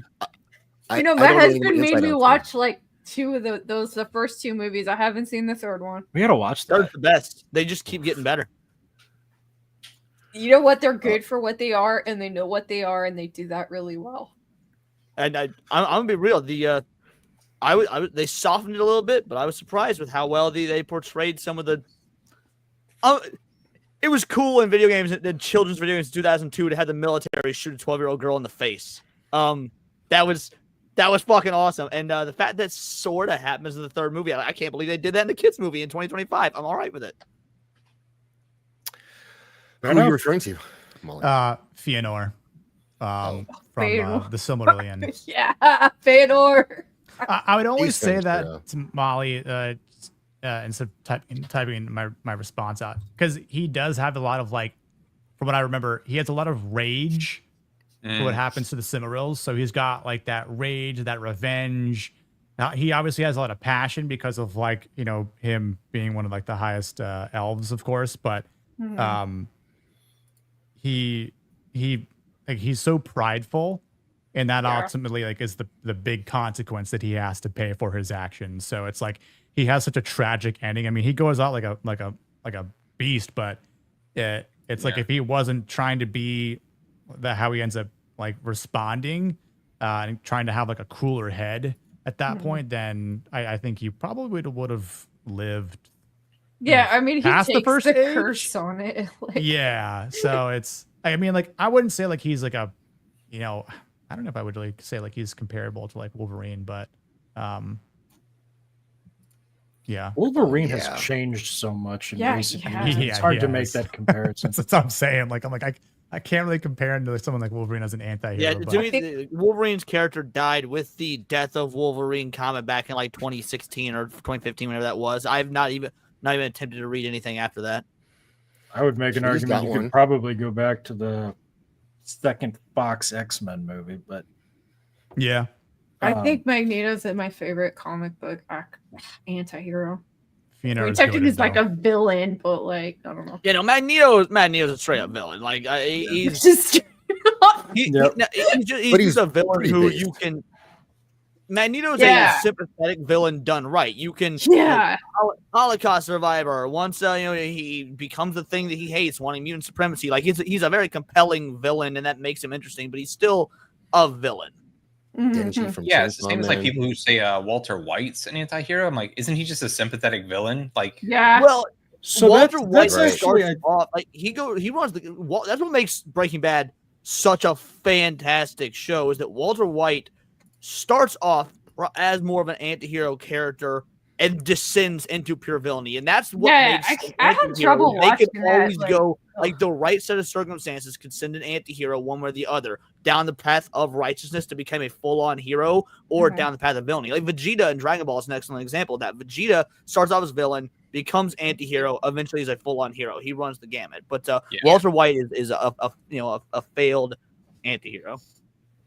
What about There's a Majin arc in there we got to talk about, but okay, fair enough. Like, you know what? I have to say, I watched like the first 3 episodes of that, and I'm like, this guy is not a good part. Like when they're trying to decide how to kill that drug dealer that didn't die with the chemicals, and he's like coercing his friend Jesse. What is that his name? Yep. I'm like, this is not a heroic character. Like, this guy is not good. So I'd argue he was never good. He's just like sympathetic. Yeah, no, I didn't say good. He's not. No, he's not he's not an anti-hero. He's just a straight up villain. And this is like we're making. Well, I think there needs to be a gray area between hero and villain too. I mean, there needs to be a room for a regular guy, which I think is where Walter White lives in the beginning. Yeah, that's fair. Yeah. The discussion that I think. Through Breaking Bad, I don't know about you guys, you were waiting for that redemption for what you want Walter to be redeemed. You want to see him crawl his way back out of it. And then season 5 comes around, the end of season 4, season 5, you're like, fuck it, he's gone. There's no coming back. Yep. I would agree with that. The question I think that's worth having, and Zach, you brought up that list, is now that we don't have heroes anymore, we just have anti-heroes. And now that we don't have villains anymore, we just have anti-villains. Mm-hmm. Do we need to switch the labels around? Is an anti-hero just like a pure good guy, and an anti-villain is a pure evil person? Like this label has become so flipped and so broken that it really no longer describes, academically the thing that it traditionally was. Yeah, it's like everything has become so nihilistic with like the portrayal of you. What's a hero that you like? There is no hero to compare it to. Everyone's just an anti-hero. And that's kind of what I want to get to is like, why do you think that is? And the Dualies, you guys have covered this quite a bit on your channel too. And so Superman, he would be considered like, a hero. There's no really, but the hero. The quintessential hero. White Knight like hero. Right. Why is it so hard to create? And first, you guys are like concerned about this movie, and I don't blame you for that.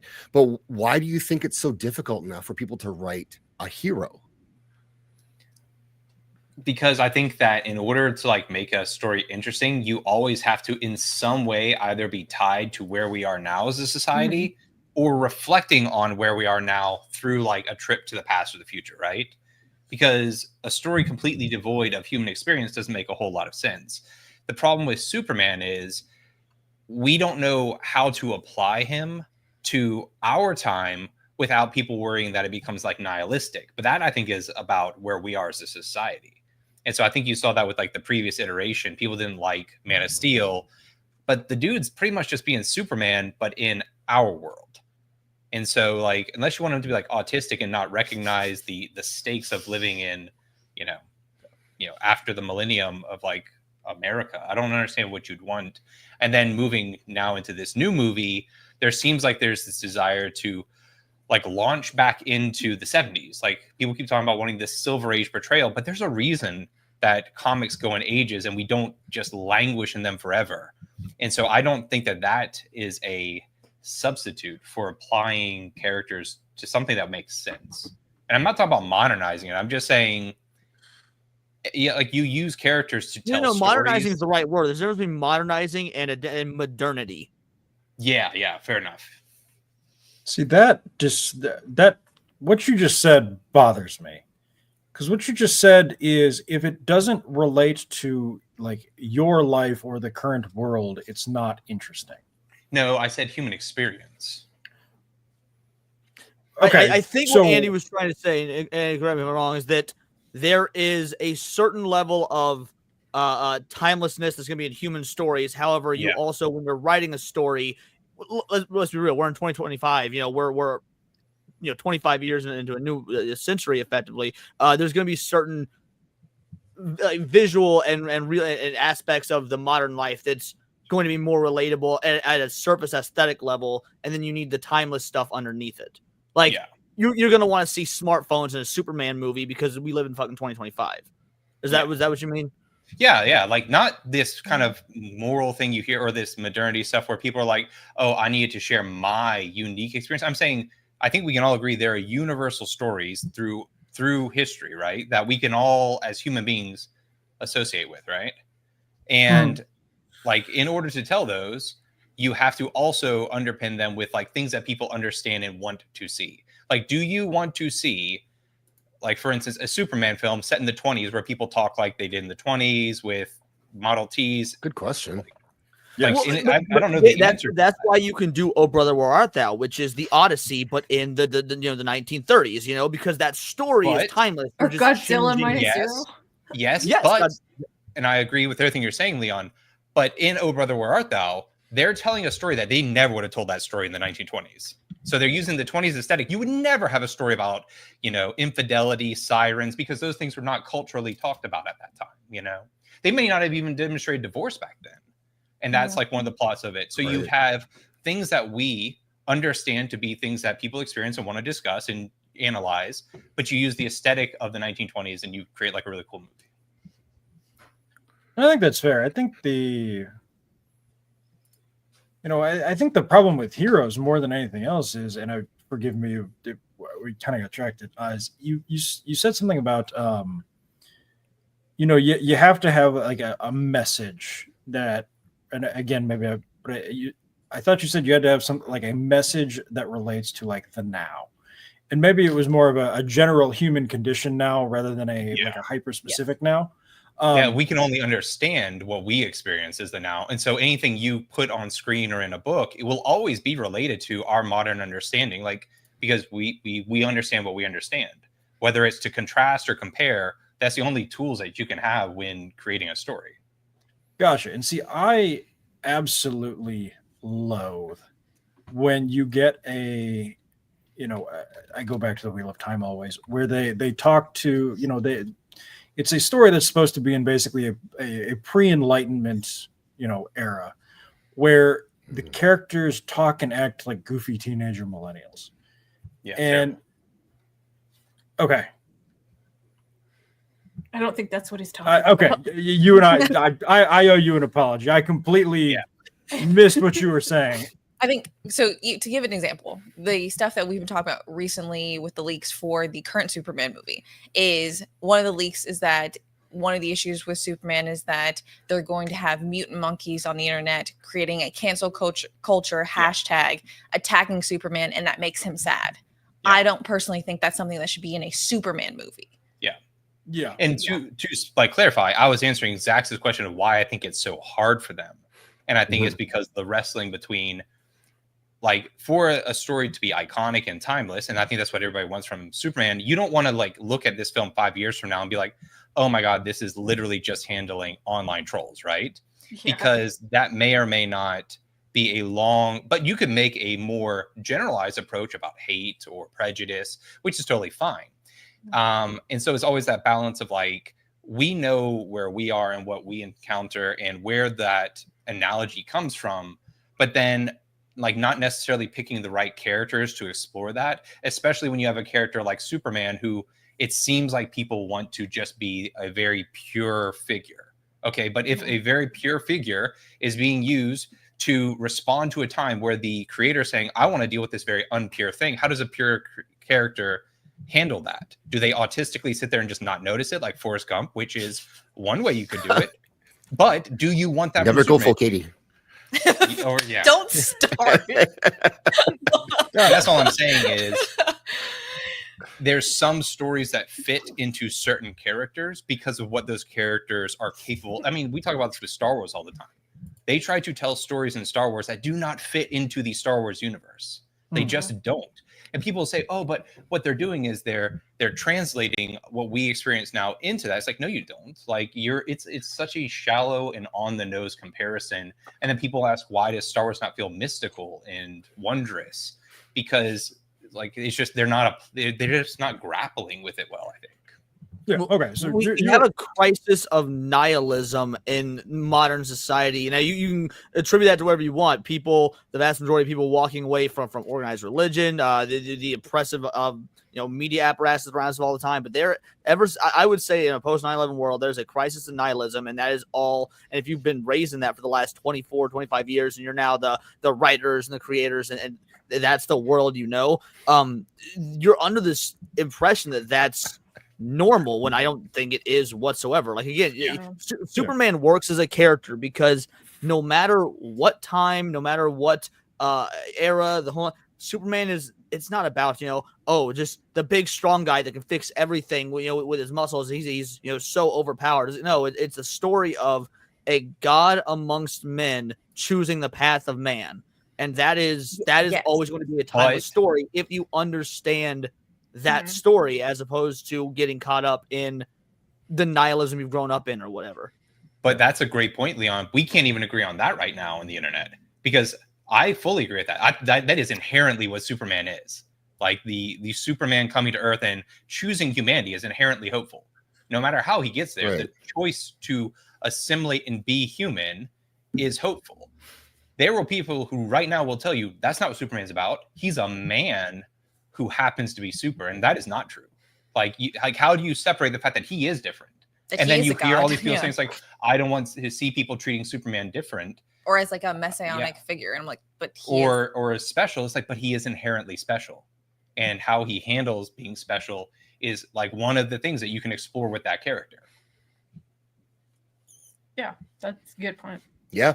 You know what this reminds me of? And I don't know if anyone remembers the old interview with a vampire movie, and it's like the end of the movie when they're with like Armand and they have all those vampires that created this theater, and he talks about how this is very much of their age, and that this is kind of a ridiculous, stupid thing that they're doing. But I'm like, I wish I could make that more concise, because that really feels like this is like of our age. This is like what's that word?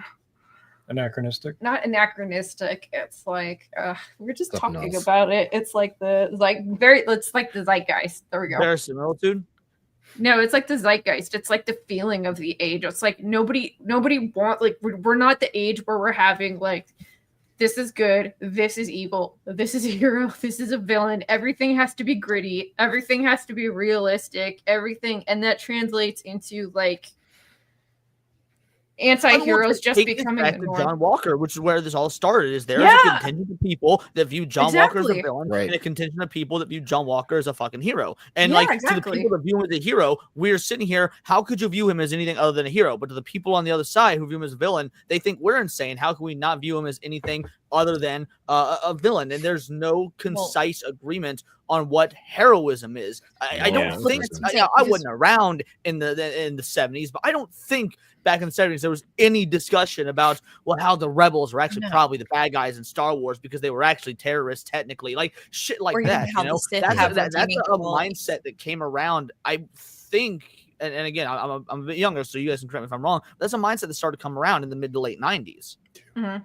Yeah, I blame Nirvana. Yeah, the 90s were great. I'm glad she killed Kurt Cobain. Fuck that dude. Courtney Love. Yeah. But no, we've entered a time where like consistently even villains have to have redeeming qualities. Even if, like you said, with the Sith's place in the story is like, it's a very black and white tale. Like, if you stray from the light, you become a Sith, and you almost lose all of yourself. To then say, oh, but I want to tell a story about like, what if the Sith like are capable of being good? The whole it's about a point of view. Apart. Yeah. And Bushwick Faden says that's because the left keeps changing language, Leon. But no, that's a very surface level bullshit analysis, in my opinion, because we're seeing this the world over. Japan, for example, does not have the same right-left dichotomy as we do here in America, but Japan's going through something very similar as well. Like to wholesale blame it on one side or the other, I don't think is correct. This is a global change in. Again, you can blame it on whatever you want. Like, again, crisis of faith or internet, the way the world has become so small. Use whatever. I'm sure there's a myriad of reasons they'll coalesce with one another. But to just say because the left are changing language is sure, maybe that is a part of it, but there's so much more to it. You can't say it's because of this. That's just maybe an aspect. And again, if it is the left doing this, then how do you explain this happening in other cultures that don't have the same right-left dichotomy as us? That blows that theory out of the water. Well, the answer to that is that every culture is downstream of American culture. I mean that. And obviously, Leon, the one world government. I know. I was just gonna say lower. Fair enough. You know what, the one world government is a good, that's a good counteract to my point. You're right. The one world government is a thing. Yeah. So I think I talk about sometimes about the big 5 personality traits. In the the one that kind of identifies with the left and also tends to identify with corporate entertainment is it's this idea of agreeableness. So a super agreeable person will watch John Walker kill that guy and will see the music and the slow motion and the blood on the shield and go, oh, the person who's making this show is telling me that this is a bad thing. Yep. Right. And they don't think about it deeper than that. They only view it as I am being communicated that this is a bad thing and therefore it is. Whereas, people that are, it's called conscientiousness. They look at how things work and why things work. And, everybody on this panel is sort of high conscientiousness. We will look at John Walker being billed as a villain and go, that makes no sense. He didn't do anything bad. Why are you doing this? And that causes us to dislike the show because it's, the verisimilitude is broken. So, I mean, that is ultimately kind of where the cultural and the breakdown occurs is it's deeply psychological in how we see everything. Yeah, I agree. That's a good point too. Sorry, Nick, go on. with this one, masculinity, how much of that has changed storytelling? Because that's a really good point, I thought, Nick. 100%. You can tune in Mondays to learn more about that, perhaps. Nick. So that's a good answer. That's how you grip. Well done. Good plug. Yep. Did any of you ever see the animated Rurouni Kenshin? Of course. Yeah. Base Nick. For those of you that haven't, here's just a quick version of it. It's about this dude who was a soldier. He was the best soldier in the entire samurai times. He fucking killed everybody. And it takes place 10 years after the war. He is regretful for what he's done. He thinks that the killing was wrong. He is now going to spend the rest of his days as a traveling samurai, never to kill again. He uses a reverse blade sword to where it's blunt on the side that faces the enemy, it's sharp on the side that cuts you. And it's a whole journey of will he break that moral code? Is he going to, throughout the course of his journey, will something ever break him? Will he be able to maintain his atonement? Now, when you're watching the show or reading the manga or whatever, he believes what he did was bad. He believes he needs to atone. The whole journey is his atonement. That doesn't necessarily mean it actually was bad. I mean, again, he was a soldier. You can argue whether or not his actions were bad or not, but we're seeing through the eyes of him as the character. He thinks what he did was bad and he needs to atone. And that opens up a bunch of great dialogue throughout the story of why are you doing this? You didn't do anything wrong. Or other people saying you're a fucking monster. You'll never be able to atone enough. And that's that sort of I think that's how you do because he's not an anti-hero by any means. He is a heroic character who just is ashamed of his own past. And we don't get stories like that anymore out of the West where it asks questions and never gives you the answer, lets you come to the conclusion, but in a not in a heavy-handed wink and nod at the camera. Here's the one you should be choosing. You know what I mean? It's very much what do you think? We presented you with the questions. Now you come up with the answers. Yeah, I mean, this goes back to your point about nihilism and, sort of the built-in selfishness applied to nihilism is, the selfish modern writer, and I mean, Andy, you kind of talked about this as well, has this idea that they have a duty to tell the audience what they're supposed to think. They are trying to build a message into what they're trying to write. And I also thank you because when I was watching Rurouni Kenshin and he was talking about that reverse blade, I kind of assumed it was just a concave blade on one side. I didn't realize that it was backwards. So yeah. So it is as so a regular katana, him, right? except for the sharpened side to the side that always faces him, and the blunt side always faces the enemy. So if an enemy slams his sword, when it comes back on he'll cut his own shoulder, and that will be his atonement. Things like that. So it is literally a katana just forged in reverse. That's way better than what this looked like in my head. So. Thank you. Yeah, there's actually a channel. I believe it's called Forging History or History. We're looking it up right now. Forged a real reverse blade katana. It's fucking awesome. Oh, Forged with Yeah, I fire. was about to say, right? how would that work? Maybe Because it's Forged only with Fire, hardened maybe on the one yeah, side. I think it was. Yeah, What's up, Joe? I watched that in Cartoon Network back in the day. Actually watched that. Oh yeah, Lubbock's reading pension. I forgot. Awesome. Well, I'm glad I didn't give any fucking spoilers then. Just gave a very quick synopsis. That's broad, yeah. Ambiguous thing. That would have been bad. So you're not going to believe it, but in the end, about onto your point though, again, to circle back to the Superman stuff, like you mentioned, you know, with kind of narcissistic writers trying to tell people what to think. You know, one of the things is I've heard so many people say, I want Superman to just be to exemplify truth, justice, in the American way. Do you think that we live in a time where you have the same opinion on those three things, what those mean definitionally as the people in Hollywood? Like we just talked about this with John Walker. Like, do you think that they think of truth, justice, and even what being American is in the same meaning as people? You know, I just think even that's or like if people like so many people now hate America, so like what does that mean? Yet they still. But they were trying to take away that. Yes, you're right. It's Americans mostly who don't like Americans, but they tried to remove that from the slogan was "Get rid of the American way." That was the Superman had cut that out a few years ago didn't from they the change like comics. Truth, Justice, and Hope of the World or something like that? Something like they like did that. add something to replace it, and it was fucking gay. Yeah, and they had to put it back after people complained enough. But they do want to move away from that. It seems like, or are we just seeing things in our modernity? And maybe it was always like this, but writers could find a way to tell a direct story with a real hero, whereas they have trouble now. Because you think about like right now the justice stuff, and that's right, Bruce guy. It was Truth, Justice, and a Better Tomorrow. Better Tomorrow. Thank you. Sorry, Kwame gobbledygook. That's what it is. The World Economic Forum bullshit right there.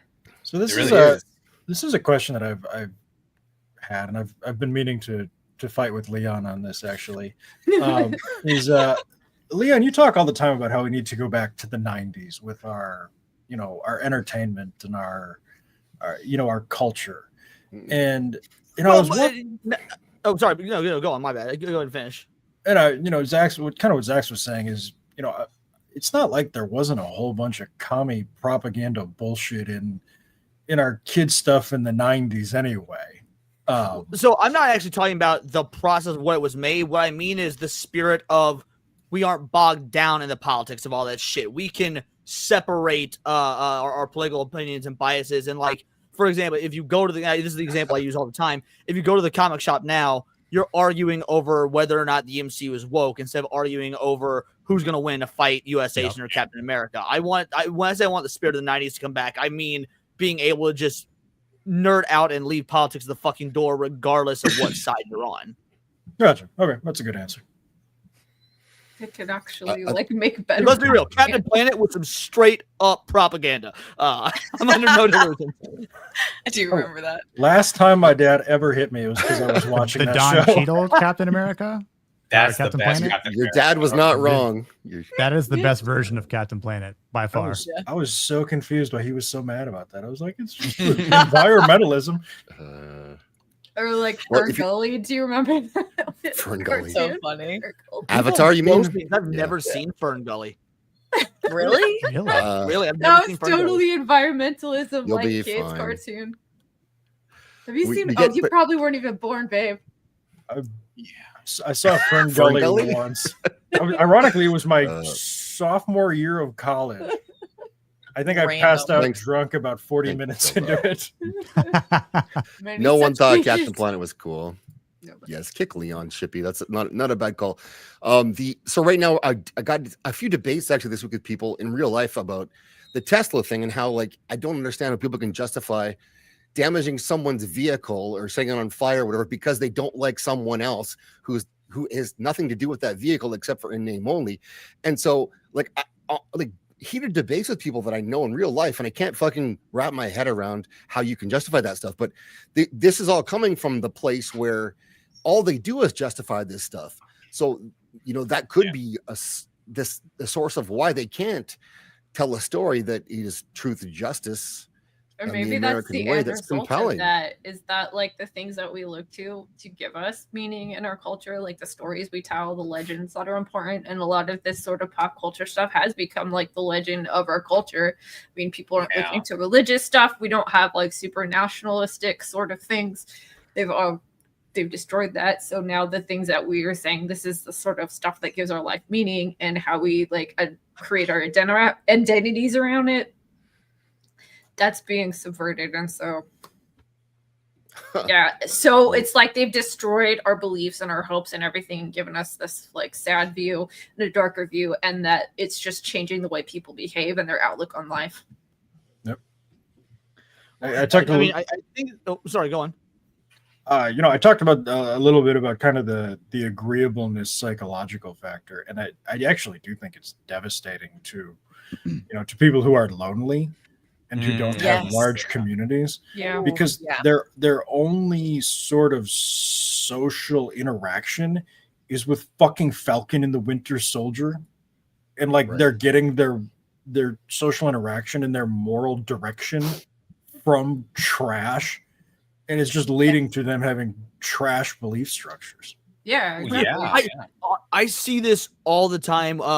There's certain music reviewers on YouTube. One of them is Todd in the Shadows. And like, he's a great music reviewer. I love his breakdowns, I love the way he talks about music. But he's a fucking commie nightmare, and sometimes that just slips into his videos. And it's more than one video he's talked about how, I lived in New York City, and during COVID, I was so isolated. I went 3 months without seeing anybody. And in my head, look, we all went through fucking COVID. We all were isolated. We all didn't see people. I was like, I was fucking fine. Like, I don't need to be around people 24/7. Don't get me wrong. Humans are social creatures by nature. But if you're so mentally weak that you can't handle being alone for an extended period of time, that says more about you and what you need to do to fix yourself than I'm just like stuck on living in New York and not seeing people. Like, there's so many people and they're so close together. Like, I'm a pressing expert now.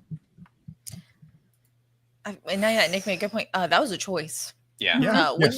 We saw people all the time. We went outside. I played soccer. We hung out nonstop. Nothing changed. I got kicked out of so many businesses.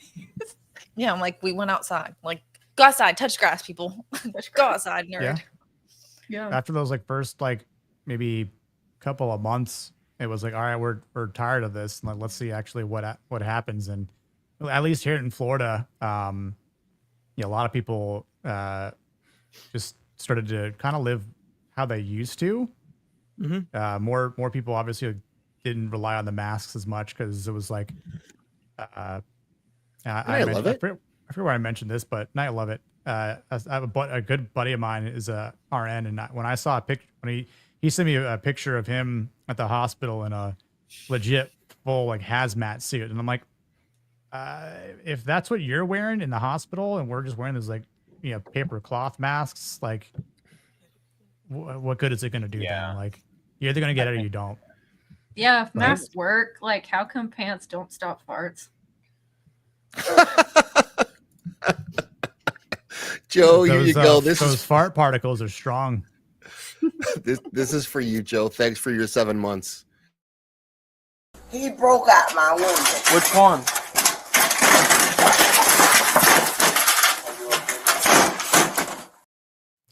She broke out her window. Is that a cop there to the left at the very end? I think there's it's a body cam video. Yeah. All right, but we've been going for over 2 hours. I got to wrap this up. I have to go watch a hockey game, to be honest. So, I won't say anything. No spoilers. Zach. I won't say anything. Hey, thank you, Nick. Don't say anything, please. But please promote your stuff. Tell me what you're doing. Nick, Plot Strikes Back. Thanks for coming back on again, bro. We've been talking hockey a lot in the DM, so I appreciate that quite a bit because nobody else fucking gets it. So I don't know why more people don't watch hockey, y'all. It is the greatest sport. It's fun out there. There's like fights.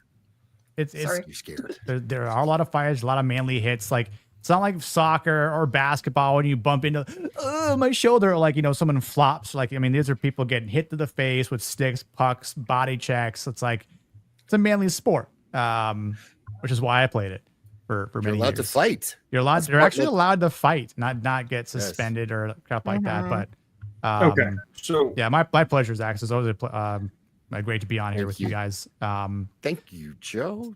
Are you actually allowed to fight in the NHL still? Because every hockey fan I know bitches and says, "Oh, hockey's gotten so gay since the '90s when they've taken physicality out of the game." Fighting isn't as common. Like you still get penalties for it, but you always did. Nothing changed that way. But it's not as violent as it was. It still is though. Okay. Yeah, there's still a little bit of tea left in it. It's not. I mean, yeah, for sure. I mean, you've been to minor league games. Come on. Yeah, the minor league games like the AHL and ECHL, or like OHL and like Canada or whatever, like they'll throw down because that's how you make a name for yourself. Like you have to like kind of prove your worth. Like, hey, I can hack it. I can be like the enforcer, like the guy who gets nitty and gritty. Like the power forward, aggressive type players. But it's awesome right now. We're playoffs, like the best time to watch hockey as well. Even if you don't have a team, like I mean, every game is televised on ESPN or like the TBS TNT, or if you have Max, like HBO Max, you can actually watch it straight through that app, which is what I do. So I'm not streaming in the next couple of days. I don't think. Not until Monday, 9 p.m. Eastern, Masculine Mondays. We're talking John Wick as it turns out. So I'll have to kind of think about what we discussed here a little bit in terms of my notes for Monday. Pat Brett, I will never forgive the CBC for firing Don Cherry. So yeah, I miss among their sins. Yes, motherfuckers. Lady B, Alex Green, what's going on, guys? Just breaking down some more Wheel of Time season 3. I got a couple of videos. You ever just watch a car wreck and you're just like, well, if you would have hit the brakes there and used your turn signal there and honked your horn there, like 9 people wouldn't have died. That's what it kind of feels like watching this kind of thing, knowing that I've seen the whole season. It's not good. There was one good episode though, right? Or moments of it in an episode this year. It was a good episode because like it was a bunch of collected scenes, and like I would argue that if you hadn't read the book, there's like zero context. You don't know what this is supposed to be. It has very little meaning to the show world. So I was the one that everyone's like, oh, this is a good episode. I'm like, what the fuck crack he's smoking, guys. Lady B, base Lady B. Leon, what's going on with you? Well, I released a couple of videos today. Both of them have majorly flopped, so go ahead and check those out. Yeah, do me Remember that second one that I thought was a really fucking good video, making fun of some fake ass game journalists that think that all boss fights should be skippable. But no, we got videos coming out this week. Neon Leon, of course, on Friday, and man, I'm stoked for next Monday because we're gonna have a dope countercast and immediately right into Masculine Mondays, which I'll be making my debut appearance on. I can't wait to talk some John Wick with my boy Nick over here. That's gonna be a fun fucking show. I'm gonna be there too. Yeah. Nice. Katie and Andy show tomorrow. There's just a lot of good shit coming up this week. So just stay tuned, watch X, and check out the videos. Okay. Katie and Andy, speaking of Katie and Andy, what are you guys doing? What's going on with you? The Dualies, you guys are like streaming like full time now, it seems like. In a good way. This is literally our 4th stream today. Whoa. Holy we've been streaming since like 5:30. But yeah. We have Fan Rant Thursday tomorrow at 6:30 p.m. Central Time, which is always fun. And then we will have a video coming out tonight, probably about midnight, about The Last of Us. So that'll be fun. If your Last of Us video performs better than mine, because that's one of the ones I dropped today, I'm gonna be so fucking pissed. Fuck you. Preemptive fuck you, Katie. You and your glass eye. Zero chance. Leon, people don't like our opinions. They don't like what we said. I mean, they might don't worry. We thought I was being an asshole. Like Alex, like, bro, who the fuck is this guy? That's not what I said. I'm messing with you. I'm messing with you. But yeah, and then we have 2 Superman videos out right now, so nice that people also don't really like, but not liking. Are furious. So, yeah. Okay, do you guys think the monkey stuff and the super shit is real? I mean, it's allegedly been real? confirmed. No, so yeah, they've confirmed it. The question is whether or not he'll cut it out now that he knows so many people hate the whether idea. Or not stays there, but I mean, not only have people seemingly confirmed it. Multiple people from like Chris Gore and all, but who've seen it, like his insiders or whatever. But they're now trying to justify it. It's like, well, it's not that big of a deal. While at the same time saying They say it's the best funniest joke in the thing. It's the best fucking joke in the whole movie. So. Okay, so the best hope here is that James Gunn is not funny and did this as like a throwaway joke, and it's a very small part of the movie. Like that's the best case scenario. Best case scenario. Well, other than them just cutting it and being like, "What are we doing here?" But they've apparently already cut like 20 or 30 minutes from the runtime already. Like they're just like, no. So. Well, if there's anything we know about James Gunn, it's that he definitely takes criticism well. So yes, that's his that's his super attribute, is the ability to turn criticism, and also his expert use of Twitter. Like I don't think anybody uses it quite like James Gunn. Yeah. Whoa! Give Stephen King some credit. but Stephen Mark Hamill. Say Mark Hamill, but he left, right? Yeah. Mark Hamill. Well, even Mark doesn't write what James Gunn and Stephen King write. Like it's a different level. I know. Leon knows. Stephen King is like insane. Yeah, there's actually a pretty similar crossover between Stephen King and James Gunn's writing style. I'm just now realizing that. You're right. A lot of children stuff. Yeah. Yeah. It's a time of innocence. Coincidence? It is a little strange. Yeah. You read that, you're like, why?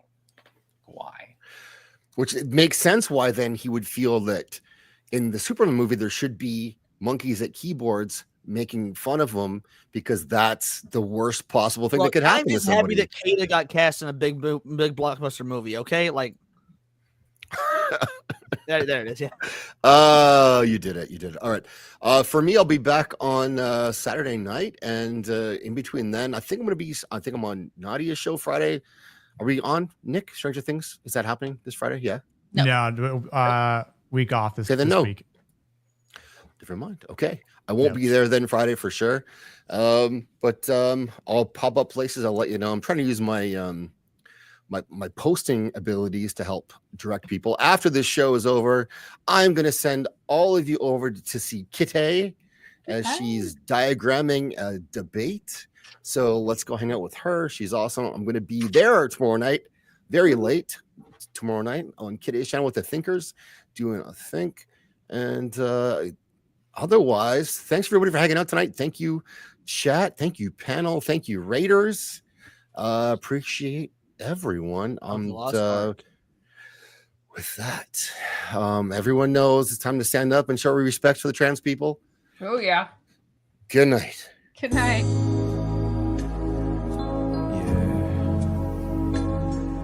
Respect to the trans community. And fuck you, transphobes. Trans people are my friends. Transphobes gon' catch these hands. Trans people are my friends. So respect them, but we're going in. Trans people are my friends. Transphobes gon' catch these hands. Trans people are my friends. So respect them, but we're going in. Transphobes, show your fucking mouth. I'll knock you out. I'll knock you out. Transphobes, show your fucking mouth. I'll knock you out. You better watch out. Trans people are my friends. Transphobes gon' catch these hands. Trans people are my friends. So respect them, but we're going in. Trans people are my friends. Transphobes gon' catch these hands. Trans people are my friends. So respect them, but we're going in. Trans people are my friends. Everyone.